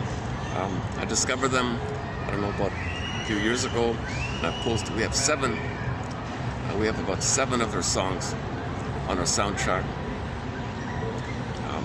4 of them from this album, After the Fall, Turn On, Betty, do we have Crossroads? Maybe not Crossroads. You know, oh my God, okay, trigger warning. This song called Good Days, if somebody's in a very vulnerable spot, it's meant to be hopeful, but I can imagine it being a little scary. So that's, I don't play it because maybe if somebody's vulnerable, maybe, so it's meant to be, don't give up hope kind of thing. It's a good song, actually. Good Days, yeah. I could just play the music of it, right? Good Days. Okay, anyways, from this album we have After the Fall, Turn On, Betty, and this one here, Borderline. I'll see you in the next video.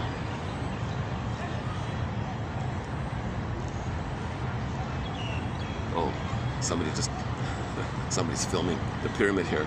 Okay, let me get out of the way. Okay, I'll see you next time here. Thanks very much. Okay, your mission, once again, is to check out the quotes posted in 3248, 3252, and 3. Some of the most difficult, or maybe the most difficult material covered to date so far. Disclaimer, once again, I'm not a doctor, criminologist, psychiatrist, forensic biologist, chemist. historian. I only have a BA. I'm the compiler of the quotes. Let's close up with some music here, and I'll see you next time. Thanks very much.